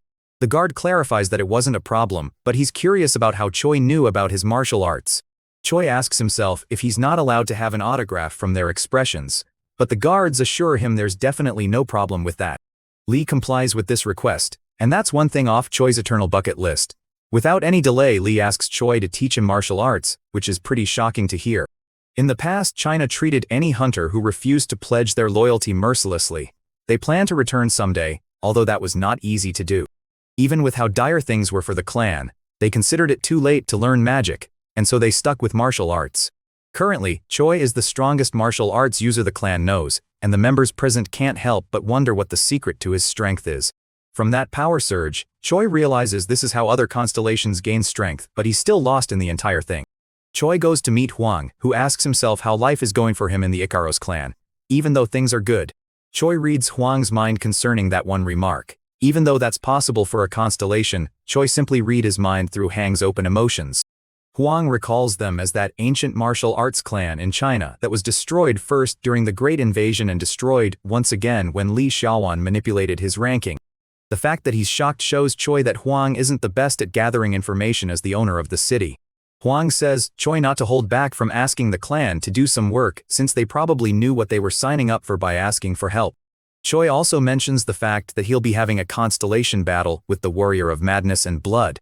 The constellation battle is meant to be a fair one where the battling constellations send out their servants to battle like Pokemon.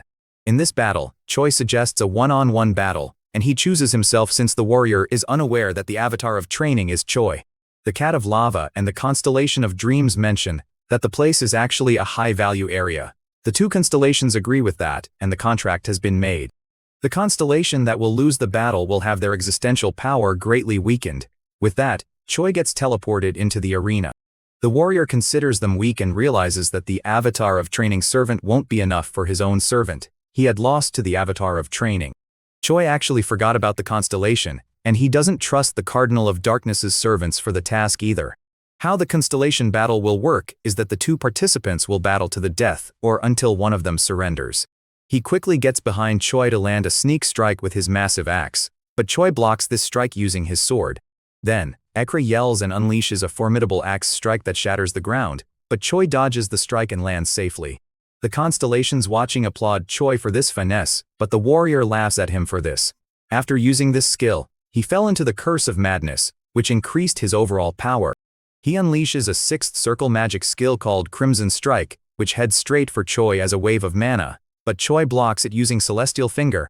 This move is considered reckless since Choi might die from a power surge, but the constellations keep on watching. Choi also has the Three Flowers Peak Bloom, which allows him to absorb the magic as it is and prevent the madness from affecting him.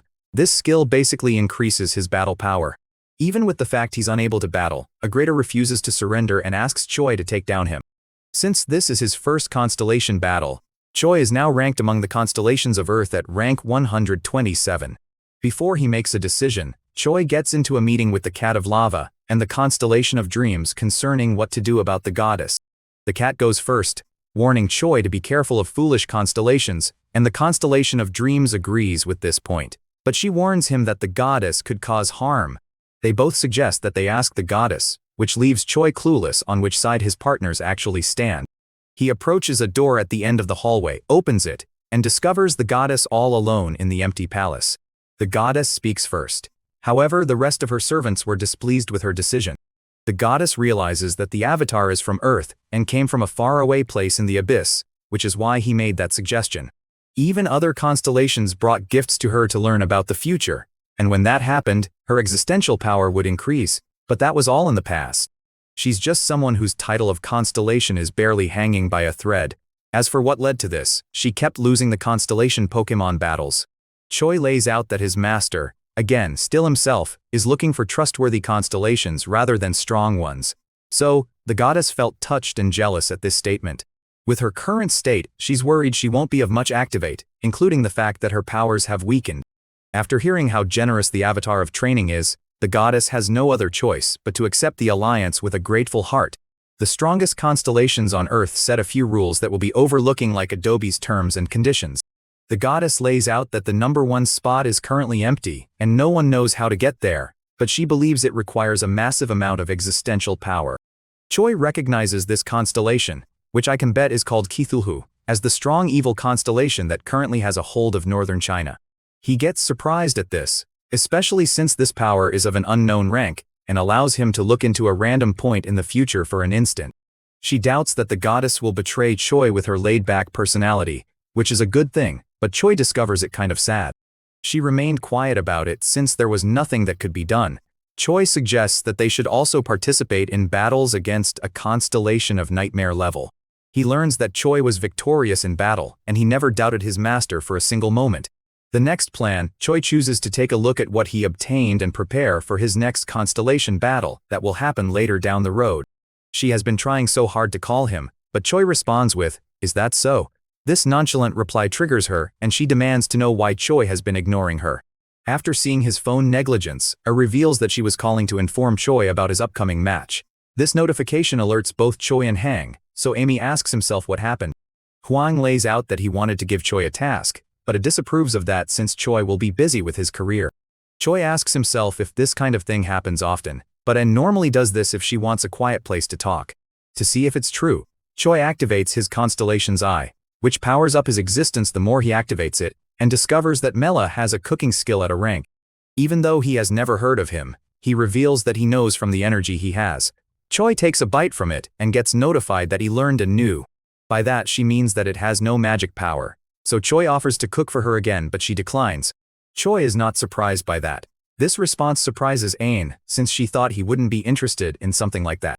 At a press conference, Maximilian Fitzfrick, ranked 21st in the UHCB class league, publicly challenges Choi and condemns the controversy surrounding his rank. Even though the elf is insulting Choi, he doesn't see a need to get angry. This passive-aggressive display reaffirms to Choi that he's really dealing with Hangs here. When the match will happen, lays out that it can be held within 2 days, which is okay with Choi. With that in mind, Choi moves into the press conference hall. After this surprisingly bold answer, another member of the press asks him about his current controversy, the one where Choi lowered his rank and took part in the C-class preliminaries. Unlike the elf, Choi is straightforward and says his opponent to come at him if he's that upset. Maximilian tries to mention something about the rules, but Choi mentions that he claims to be upset and is still concerned about the rules. Watch this broadcast of how savage Choi was and realizes he should have stuck with Yo Mama jokes instead. Now this has happened, and it looks like A is interested in hunters who are similar in stats to Maximilian. Ain makes it clear to him to reconsider his decisions since fighting a hunter is different despite his tons of fighting experience. As assistants mention that Choi's decision is a bit reckless and consider stopping him, but there's nothing A can do but to trust him. Normally, A would have forced him to listen to her point of view, but that method is not very effective on the hard-headed Choi. Choi moves toward the Ikaros training room where Anthony offers to give Choi some advice and battle in a way Maximilian would, even though Anthony has never battled against him, and Elizabeth has won against him.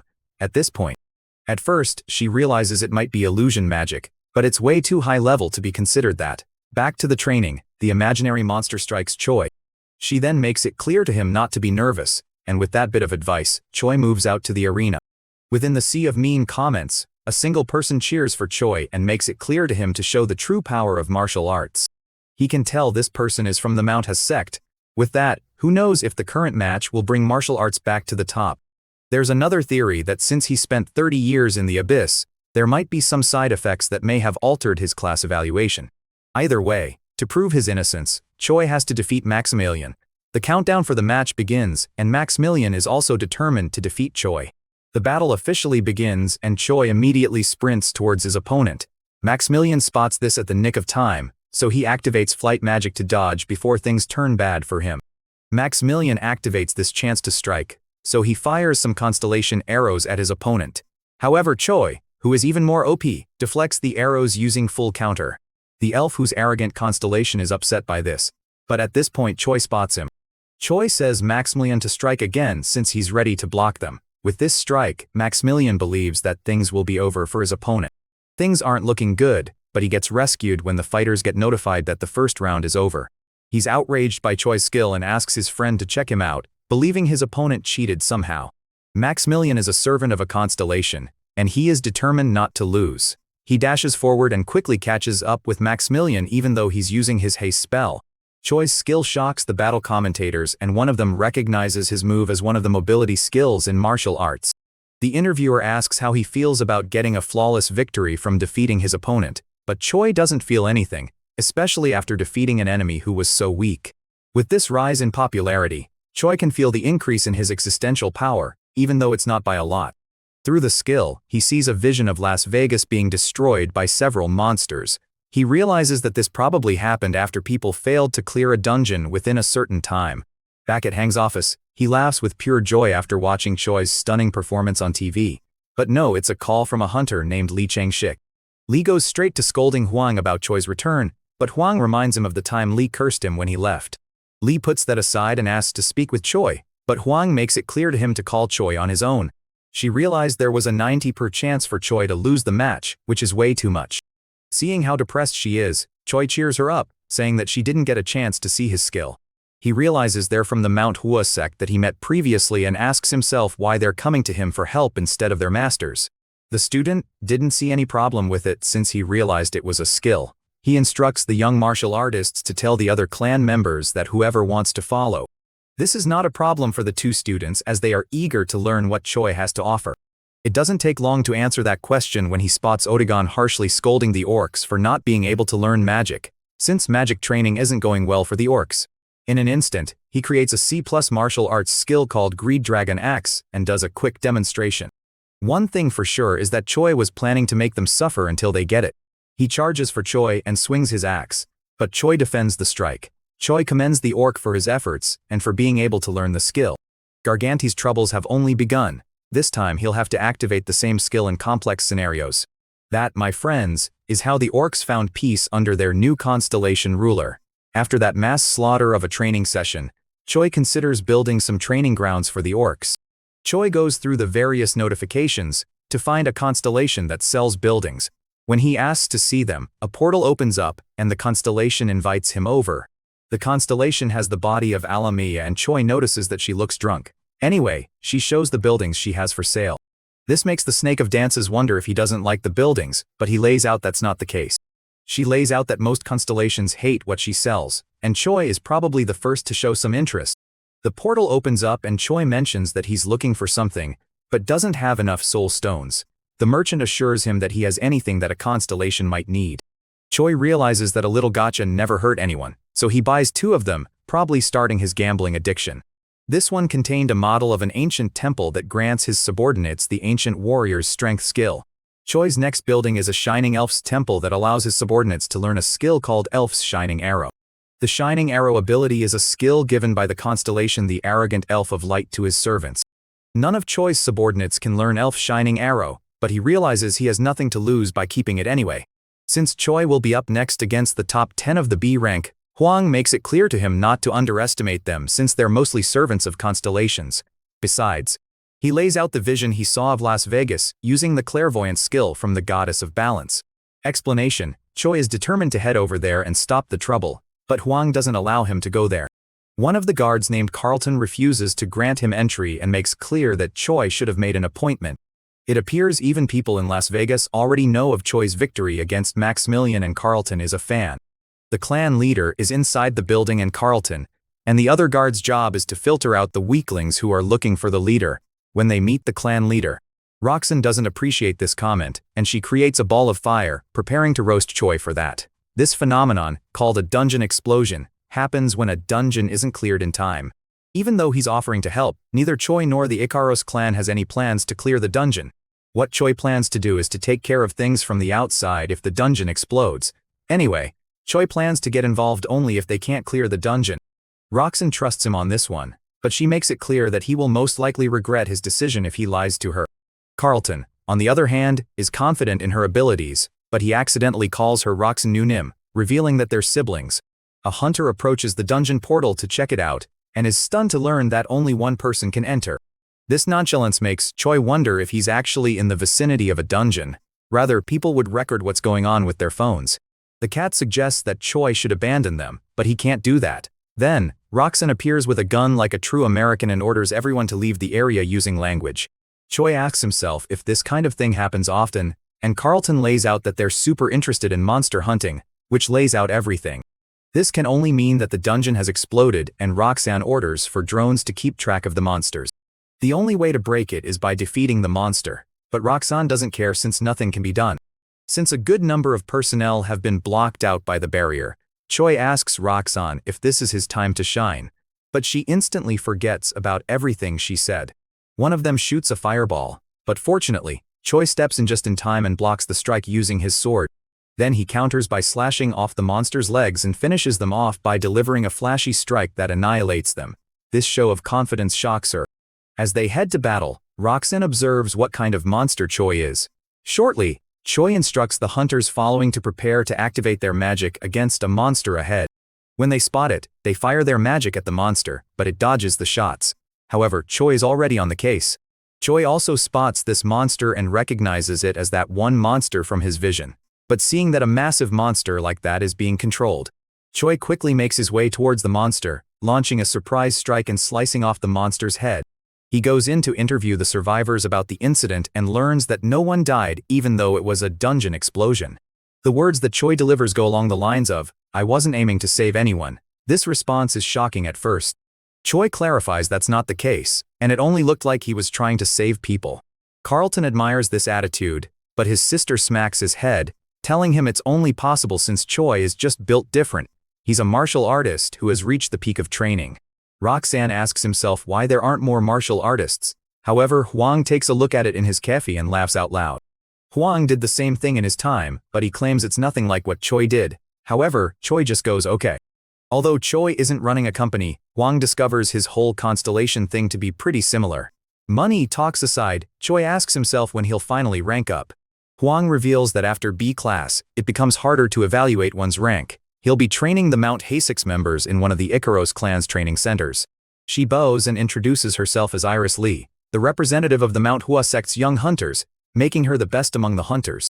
This sudden action takes Iris back, but it appears Choi is a fan of Xiaoan Lee. The first workout is going to be barbell squats with a minimum weight of 1 ton. A different hunter asks himself when they'll get to activate all the other fancy equipment, but Choi states that they're all for magic training. Thanks to Choi's sheer aura as the avatar of training, they're all getting additional bonuses and are growing at a fast pace. The only downside is that Choi's training is probably a fate worse than death. So, they all head to the Ikaros alternate world training room. Choi realizes that using terrains to train martial arts is super effective, so he turns the room into a swampy area. After seeing that, the rest of the hunters decide to strike, but it's too OP and continues to whoop them, making everyone pissed at the doll. The young hunters charge in for battle and aren't willing to let some walking bundle of sticks get the best of them. While Anthony and Elizabeth have a rather unreasonable argument, Choi out of nowhere asks if any of them wants to learn martial arts. Choi agrees with the proposal and asks if they have an idea of what he wants to learn. All that passion gets thrown away when Choi reveals that he wants to learn healing magic, from how the mood changed. As he leaves the room, Anthony and Elizabeth ask if he really has to learn it and suggests he should focus on being a damage dealer instead. This spell is an A-rank skill, and Choi knows it's a skill he won't be able to activate right away. The next day at the Ikaros main auditorium, several hunters were gathered in the arena along with the clan's leader. Since everyone is gathered, Ernest prompts his assistant to activate something. However, Choi knows nothing about the dungeon, so we'll have a brief history class. Tens of years ago, this same dungeon showed up, and it was so difficult that it broke numerous hunters. With the fact that he's still a training freak, he adds that the dungeon is more difficult than when it first showed up in the world. Ernest and his crew start to vanish. Wishing them luck for the next month they'll probably spend struggling with the dungeon. Choi is fascinated by this fact, but the cat of lava wishes he wasn't though. He believes that there will be more loot as well. Anthony mentions the fact that no one will be willing to team up, but that's instantly proven wrong when Elizabeth agrees to the idea. He activates his constellation eye to scan her info, but he can't see her core or the constellation she's a servant of. Apparently, there are several private schools that teach teen hunters, and the Ivy League is the most popular one. Other than the strange language, she also knows how to speak Russian, which she can't activate thanks to her contract, and a bit of Korean. Back to the conversation, Choi asks what constellation she's serving, but Ilya can't tell due to the contract she made with the constellation. However, there are more people than he thought. From that sentence, Ilya realizes that Anthony is probably one of those Sundra guys, but Choi eventually says he's just a weirdo. He reaches his human form and learns that the mission is to accompany his master through a training dungeon. This fact surprises Otogon. Even though he knows how to activate healing magic, it's not where he specializes in. Before they continue further, Choi offers some beginner-class martial arts books courtesy of the undefeated avatar of training, which again is still himself. Although, since the martial arts books are all free, Ilya asks himself why the constellation is teaching martial arts for free, asking if he's a pushover. To begin, the team goes up against an army of skeletons. From the battle, Choi realizes that Aya with her battle axe is much better than he expected. Otogon casts an illusion spell called the Great Illusion of Deception, and it destroys the minds of monsters. These monsters all run past Choi, who is right in front of them, and head for the rest of the team. Elizabeth goes into a contest of strength with a boar and considers buying some time to activate her magic. Then there's Alia. Several boars later, Elizabeth and Ilya start to see how handy martial arts are, but on the 4th floor resides a B-class monster called the Ice Wyvern. The person who's responsible for this is Otogon, who came in for the clutch and protected everyone using an ancient circle magic. Choi then commands everyone to strike. Elizabeth is stunned that they brought down the monster so quickly, and everyone commends Choi's OP abilities, but they still have to keep moving forward. This screech comes from the Banshee. He's rather enthusiastic for this battle against the monster.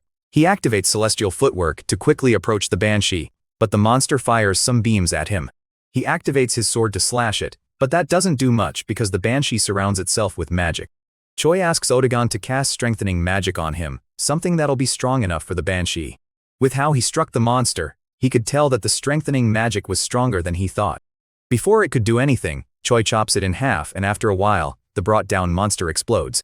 It appears that the dungeon wasn't an exact replica of the real thing. From this, Choi realizes that this was done since anything can happen in an actual battle. According to the briefing, it was meant to be a B-class dungeon, but it has probably increased since the Heirs clan failed to clear it. The capacity, 300 people are allowed in it, but there are currently 23 of them inside. This traitor made a contract with a demon god constellation. Choi realizes that among the dungeon raiders, someone had made a contract with that constellation. Luckily, this applies to that demon god constellation as well. There's no need to worry since in this case, the constellation himself is entering the dungeon. Smallwood offers Choi some, but he declines since he's scared of losing his physique. That was only a joke, and Choi mentions that he's not a big fan of alcohol, says the person who was considered buying a pond of literal magic alcohol. Speaking of Aya, it hits Choi that she's a servant of an unknown constellation and considers that she could be the traitor, even though the clan scout has verified her details. After having a break, the Ikaros clan steps into the portal that leads to the Sanctum of Defeat and Laziness. After looking around for a bit, he spots a downed hunter. After asking if Choi had seen his teammates, it finally hits Aranaz like a freight train that he's speaking with the legendary Korean martial artist from Las Vegas. It's currently not the time for appreciation, so Choi asks what happened in the area. Then Aranaz lost his weapon, broke his leg, and fell. Aranaz asks if Choi saw the rescue squad of the New York Fires outside the dungeon, and unfortunately he didn't. Aranaz begins to panic, thinking that Choi wants to take down him and steal his equipment, but Choi wants to treat his wounds and has no reason to do that. When he does this, his existential power begins to increase since he has been worshipped, making the goddess's heel become stronger. Just like that, the leg has become as good as new. While he may not know much about monsters, Aranaz informs Choi that he knows the terrain well. Choi mentions that he'll be heading further into the forest, so he asks Otogon to bring them to him and to avoid quarreling as well. Since Aranaz failed to detect the monster, Choi yanks him away to safety, just in time before the Chaos Hound appears. Choi says the monster isn't difficult as long as one knows how it strikes and counters it. Still, the idea of eating monster meat grosses him out.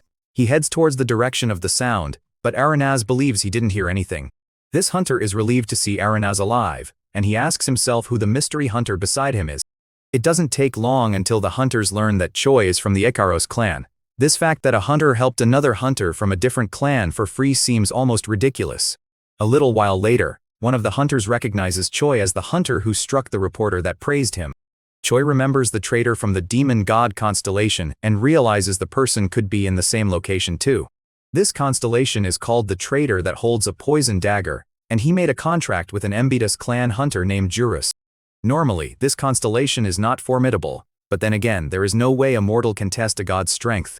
He discovers something off with Choi, but he decides not to worry about him since he currently has his master's dagger. Aranaz is worried by this at first, but he then chooses to offer his ration to Choi, so he chooses to cook a meal for everyone. With where this is going, they figure he plans to eat that, but Choi only intends to get their eggs. Idori recognizes the portal he brought out the spice from as a dimensional space artifact, and Choi activates it to carry his seasonings around. To get the flames of cooking going, Choi activates a skill called True Samadai Fire to start a flame to begin cooking. More importantly, why is he using it to cook? However, Choi pays them no mind.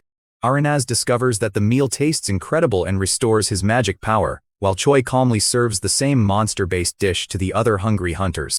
Just like Aranaz, the hunters are a bit skeptical since this is monster ingredients that were activated here, after everyone has gotten a meal. The meals recovered everyone's magic and stamina, and Juris knows it'll be hard to do a surprise strike now. It doesn't take Sherlock to know this is the boss monster, so the hunters prepare for battle. Everyone is in panic, wondering what kind of a monster it is.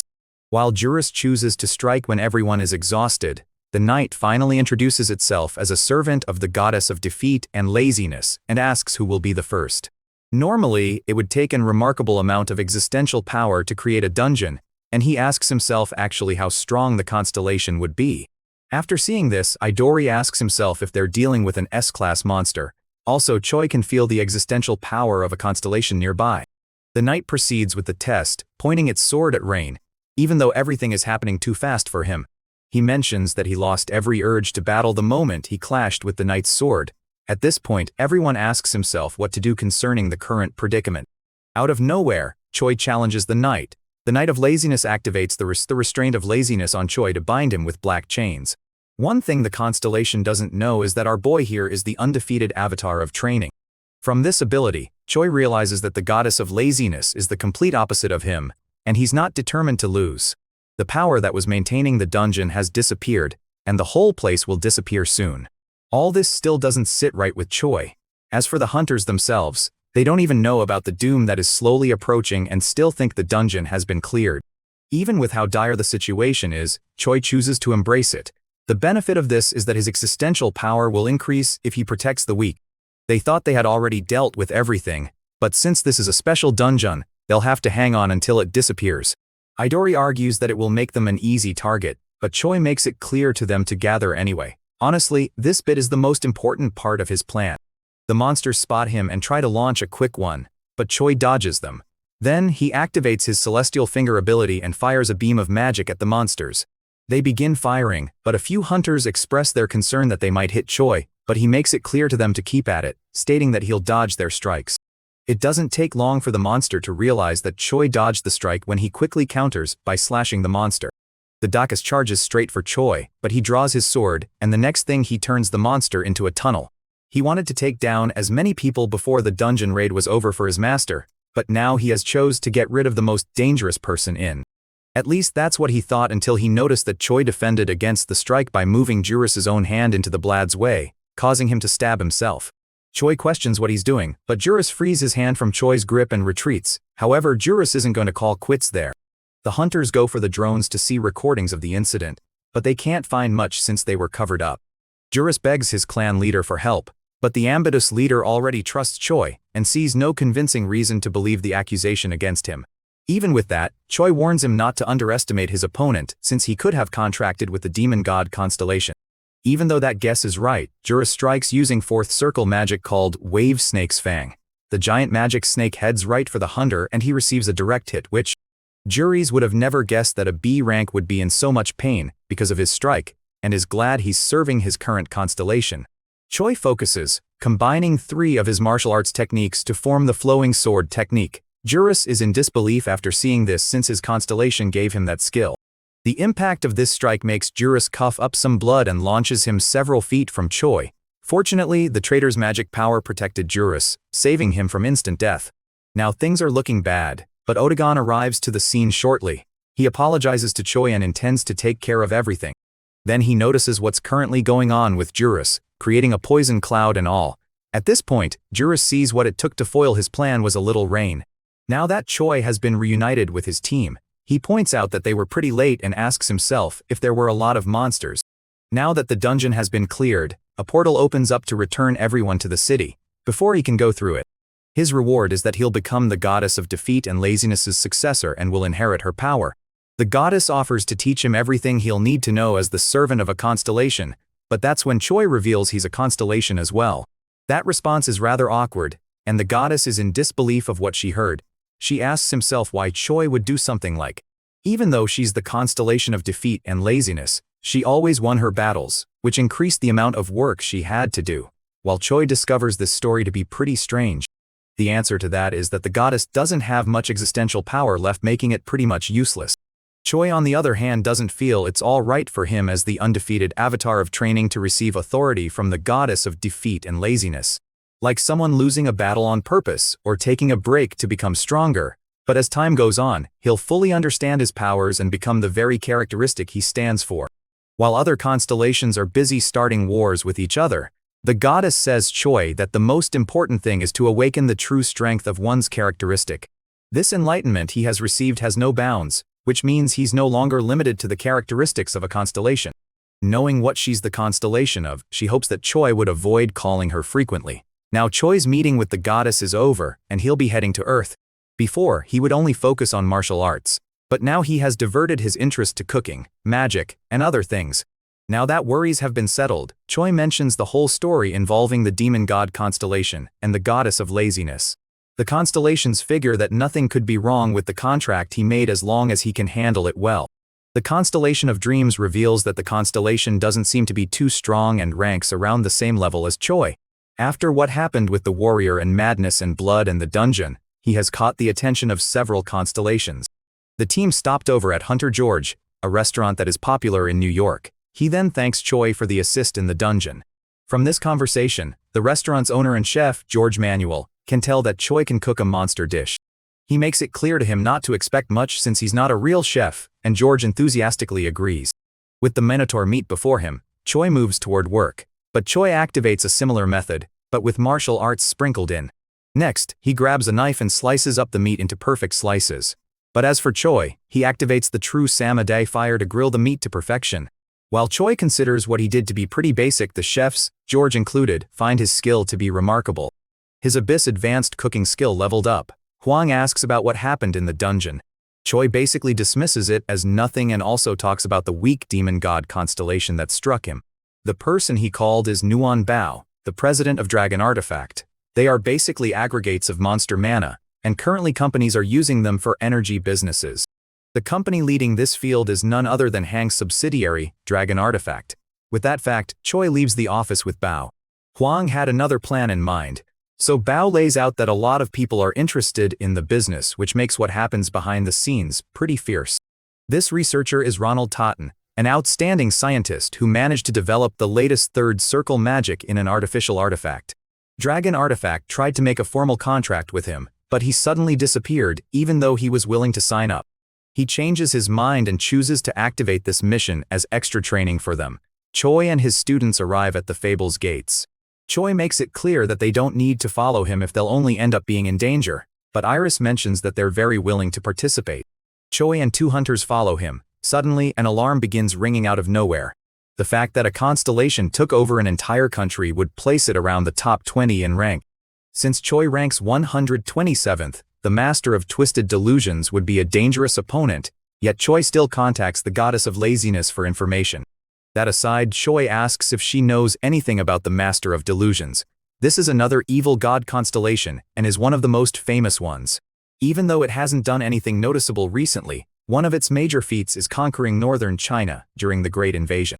No, Choi intends to keep contacting her until the battle is over, which is pretty disappointing to hear for a goddess who wants to chill. They wonder if he'll be okay while doing that, and the hunters quickly learn that the answer is yes. When he grabs both of them, he takes a look at one of the towers, and that's where the hostage is, according to Bao. He questions who just barged into the room, so Choi introduces the team as a part of Dragon Artifact. But the question is if that's Ronald Totten. After Choi introduces the team, Ronald realizes that Dragon Artifact has arrived to rescue him. Once the blindfolds are off, we learn that his name is Kim Chansung, and Ronald rushes for his friend to check on him. He reveals that he came to rescue Ronald, a response that confuses the man himself, but Choi chooses to hear the details later when they escape. Only that bright light is the shining hallucinations octahedron, the master of twisted delusion servant, or should I say Ram from Evangelion trying to be undercover. Choi steps in just in time to block its strike and deflect it away. They get spotted by Fable's hunters, and at this point, they demand to know who the intruders are. Choi stops her from resorting to violence and states that they arrived to help against the Constellation Servant. They all seem to take Choi's word with how confident he is, even though he still seems suspicious. The Cat of Magma realizes it won't last long since it's a servant summoning, but the question is how long will it remain there? A light begins to shine from the octahedron, and it wants to see what Choi can do. At this point, Choi knows what he must do. Now it's time for the live-action battle of what I usually face in maths tests called man versus geometry. Budget Rommel charges towards Choi, but Choi blocks the strike with his sword. After doing this several more times, the octahedron begins to crack. As this goes on, Choi contacts the goddess of laziness, wondering what is going on. She lays out that it's an authority that causes others to betray their allies for a while, after the hunters have been converted. With how things have escalated, Choi orders Iris to summon the rest of the Mount Hua sect to enter. However, a Fable hunter is worried that Choi might hit the normal hunters. The magical octahedron also admires Choi's skill and mentions that he might be qualified to become its servant. After charging up, he swings his sword and unleashes a wave of energy that heads straight for the servant. However, like any normal person, Choi asks himself why it's giving him a gift out of nowhere, but we don't get to hear why because it decides it's time to say goodbye. With that, they charge in to finish things off, confident they can do some damage without the servant of their constellation on their side. This skill is at a rank and is a formation where the strength of mortals are gathered in the avatar of training's name. With this power, Choi and his crew charge into battle. The fact that Choi's team is winning confuses them since they were not fit enough to battle back moments ago. The hunter, who seems to be in charge, learns that Choi is from the Icaros clan and realizes he might have come over to help his clanmate, Richard Parker. The man is stunned by this fact, so he asks the hunter to reconfirm, but the fact remains, no one died from that incident, only fainted. The guard mentions the fact Choi came to help after hearing there would be an ambush, but Parker knows there's no way that's what happened. Richard lays out that the matter was entrusted to him by the chairman, not Hang, but his father, Alex Parker. His father gave no answers. From that story, Choi advises Richard to run away from home if he's being treated that poorly. This is something Richard doesn't think he can do. He also mentions the fact that Huang can help him out if he wishes to cut ties with his family and remain. Bao had heard of the invasion by the evil god Constellation servants, which lays out his worry. Speaking of that, Choi mentions that the Mount Hua sect hunters helped as well. Choi follows Bao through the facility. This talk about the place being a smithy piques the Cat of Magma's interest. He's a skilled blacksmith, and is also the one who created Choi's cooking tools. Choi gets curious about what he's looking. Choi is amused that robots are doing the work. However, the same thing can't be said for the Cat of Magma.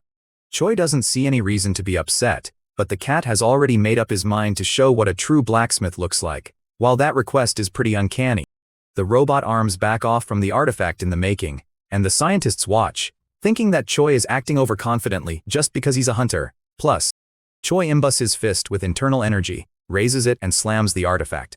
However, Choi intends to repay them if he ruins the artifact. The scientists are shocked that he's using martial arts on the azure iron rock meant for artifact making. Choi can easily turn lumps of metal into dust, or in this case, a finely crafted sword, since the azure iron rock has ice attributes. With a confirm, Choi has finished making a frozen short blue sword with the skill Ice Energy Storm's Blessing. Huang asks how the tour is going so far, also if he's excited to see how the Dragon Industries makes money, but Choi isn't moved one bit by it. Huang mentions that Choi has an invitation from Alex Parker. Choi realizes they might be looking for revenge concerning the incident with Ronald. Whatever Alex Parker wants, Choi knows he must stay cautious because the chairman is always scheming, and Huang dislikes sending him into that meeting alone. Shows off some of the famous wealthy CEOs that are present, but Choi has no idea of who they are. Ain mentions that they're all presidents of various companies that belong to the Parker Group. With that, Choi and I follow the man along a corridor with some real heavy security. As the door opens up, Choi spots the man himself, Alex Parker, head of the Parker Group, who is currently conversing with someone else. In the meantime, Choi scans him and senses an immense amount of magic power coming from him, most likely because he's carrying a lot of artifacts. Along with having a mass skill that lets him hide his true intentions, he's a mad lad who's in contract with not just one but two demon god constellations. The goddess of laziness's authority lets Choi see through concealment, so he notices Jerry Cooper's hidden contracts before Alex invites him to sit down.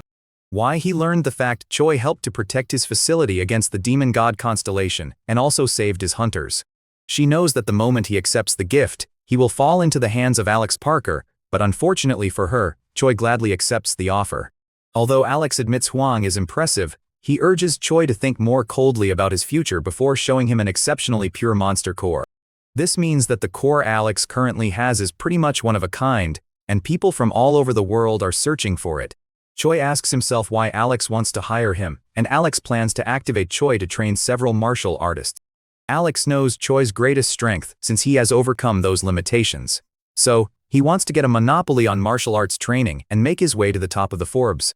The reason he seemed so interested in the deal was that he wanted to give Alex a bit of hope. It turns out he has a constellation battle to prepare for urgently. The fact that he has such a sudden constellation battle makes him wonder if that Jerry Cooper guy knew this would happen. As normal, the constellation battle has to be a fair one, and all the constellations on Earth guarantee that. In this game mode, the aim is to convince a servant to betray their constellation. So instead of a battle with fists, it's more like a battle with words. While the traitor taunts Choi, Choi thinks about what this game entails, but then he realizes that only two people are contracted to him, and those are Otagon and Huang. On top of that, he knows one person who's contracted to the traitor. Either way, Choi accepts the battle condition and places the Fortress of Blood as a bet. The two bets are equivalent to each other and a contract has been established with the agreement from both constellations. A portal appears and the traitor appears thanking Choi for accepting the battle suggestion. After seeing how confident his opponent is, Choi realizes that he'll have to get began as well. Now we move to Parker's mansion, where we spot Jerry leaving the place. When the car stops, he informs the driver that he's been speeding and asks him to step out. While the driver has no idea what the officer is talking about, Jerry asks himself what the problem is. The guard demands to know who the officer is, but Choi quickly knocks him out with an acupoint block to the neck. Jerry is still able to talk. With a weak voice, he asks what Choi wants from him. Jerry realizes that he was sent from the demon of contract in order, but that's also wrong. Choi reveals that he wants to recruit Jerry to the constellation that he serves, the undefeated avatar of training. Seeing that the avatar of training knows he contracted with two constellations, now that Jerry has switched sides, Choi mentions that assassins may come after him. Jerry thanks him for the offer and begins to wonder how his life took such a rough turn that he has now contracted with three constellations. Choi is known to be a servant of the avatar of training, which lays out why the traitor called Choi to get him to betray his master. Well, that's what he thought it was until the avatar of training declares his victory and has pretty much won the battle. Now Choi's rank among Earth's constellations has risen to 125, and he realizes that his opponent was pretty weak since he only rose by 2 ranks. Choi stores his new artifact away, but at the same time a portal appears. But Choi dismisses the constellation and closes the portal on him, ignoring his question. The question is why they're all farming with axes, but Choi believes that they're doing it in the name of training and is touched by this. They flock around him and happily express their gratitude for the training they received. At first, they weren't trustworthy, but now look at all of them working so hard in training. With that, Choi gladly agrees with their request to expand the farms in the name of training, and everyone is happy with that. But before, Choi realizes he might be talking about having something like a pet hydra, but that's not the case. Inside, it is a sacred item. This sacred item is a tool that's made for a constellation's subordinate, and it lets them activate their master's power since it contains a portion of the constellation's existential power. Just like the temple, this is now the second item Choi has that belongs to the same elf. Choi chooses to get the livestock from Earth. Choi wants to return what the goddess of balance sent since she's lost more than enough already. That's when a portal opens up and the gacha gambling merchant presents himself once again. It turns out even she knows a bit about him. Choi is looking for buildings at the moment, but the wandering merchant makes it clear to him to pick servants who are good at constructing buildings, and Choi buys this idea. The goddess draws his attention and mentions how she's surprised that he made orcs do farm work. But this request leaves the merchant speechless, so he reminds Choi of the fact that he won a constellation battle and asks how much of a discount he wants. The cat of magma suggests its name to be Rocky, but even Choi knows that any servant would hate a name like that.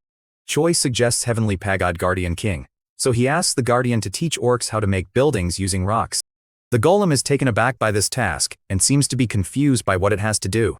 The person Choi will be facing this time around is another elf named Christopher Winter, a hunter who recently moved up to the B rank.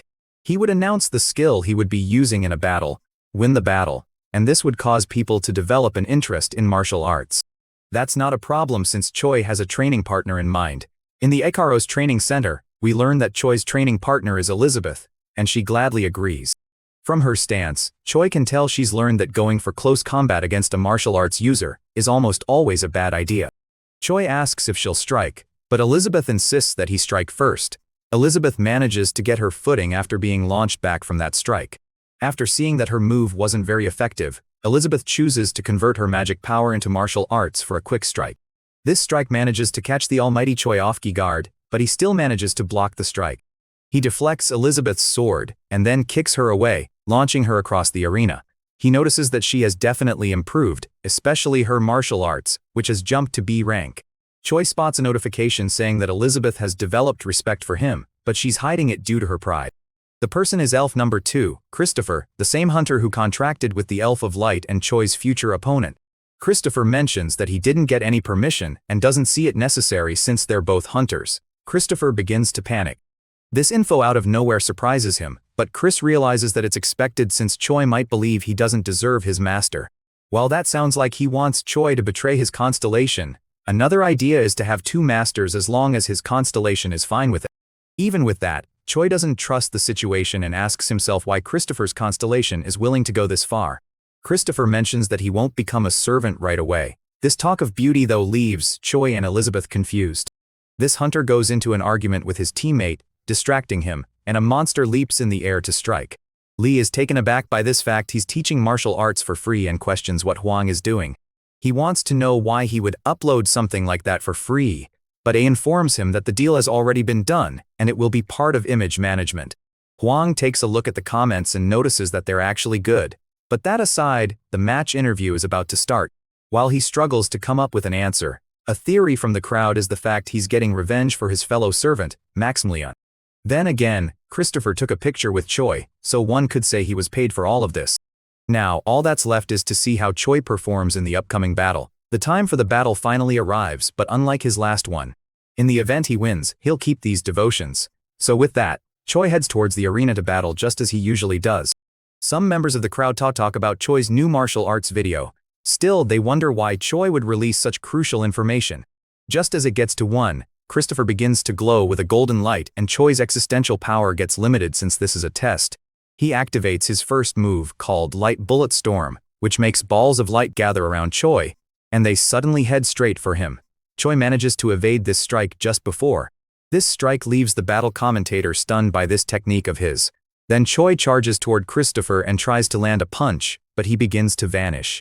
Choi knows that his opponent might be a little troublesome, but the fact that Christopher is using borrowed existential power and not magic gives him an idea. This tactic leaves Christopher shocked, but he still commends Choi's quick thinking. Choi and Christopher charge towards each other and their strikes clash, leaving them in a standoff. As expected, Choi discovers the constellation sword to be formidable. However, this is still similar to what he's faced in the abyss. With all these strikes, Christopher's recovery speed can't keep up with the combo, and he has now witnessed the power of martial arts. Christopher finally asks Choi to stop because the test is over, but Choi's finishing blow has already dropped him and secured the victory. The Elf of Light grants Choi an A-rank skill called Dignity of Light, which strengthens light abilities to protect one's beauty and dignity. After receiving this high-rank skill, Choi realized that the constellation is pretty generous, but he has no idea what the protect one's beauty and dignity part means. If we piece 1 and 2 together, whoever it is asked for an international spar request with Choi considers rejecting the request, but Huang mentions they can't for a reason. He believes that if he were to partake in the international exchange, it would be a good chance for him to raise his existential power. She discovers spars as a way. This point makes Hwang worry that Choi might get closer to the people of Korea, a point that seems pretty childish in her opinion. Choi realizes that no one wants to come along, but there's one option he overlooked. Anthony, who's annoyed with Choi leaving, mentions the fact that he was skipped. Anthony at first claims he's not free, but he chooses to follow along anyway to show the results of his martial arts training. Smallwood knows it's a meal that boosts a hunter's. Elia asks himself why they're heading to Seoul since the spar is in Jeju Island, but Choi wants to drop by somewhere first. He stops in front of a monument, the Gate Invasion Hunter Monument, which contains a list of all the hunters who died in that event. Anthony spots the person and he recognizes him as a first-generation A-rank hunter called the Iron Blood Ice Emperor. Anthony is a big fan after hearing about the most beautiful strike in all of hunter history. Even with that praise, Lee shuts him down since he wants to talk with his friend he hasn't seen in a long while. But either way, even before making that decision, Lee sternly warns him not to return to Korea. But Lee clarifies it, saying that he doesn't need to come back since he's doing well in America. Lee responds with a smirk, stating that it's an A-class hunter like himself who should be helping Choi, who's a B rank. They all look around their new surrounding, but a realization hits that Choi and Allah have no idea of how international battles work. They keep the rarer skills to themselves, and that's where negotiation comes in. Shortly, a person approaches the team looking for Choi. This fact shocks Anthony and Choi, leaving Changuk to wonder if anything's wrong, but they're just amazed by how close he resembles his father. They arrive at a restaurant, and the lady in charge stares confused as Choi goes through the kitchen. On the other hand, Choi prepares to make some soup, but thanks to the power of martial arts, he doesn't need to cook it for very long. However, the owner of the restaurant watches as everyone talks about Choi's cooking and doesn't get the hype behind it. At Jeju, Choi finally sees how far his journey has carried him, from a forgotten martial artist to a constellation whose choices now move entire battlefields. Then clairvoyance opens again, showing the sea dragon Argo breaking from a sea dungeon and tearing across the coast near Jeju International Airport. The vision also shows brutal weather cutting off outside help, leaving ordinary people exposed unless someone reaches the disaster before the dragon does. Choi immediately sends the warning to Changuk and Hwang, turning what should have been an international spar into preparations for another emergency. After everything the Abyss taught him, Choi no longer hesitates when danger appears, because every new crisis is another reason to grow stronger and protect Earth.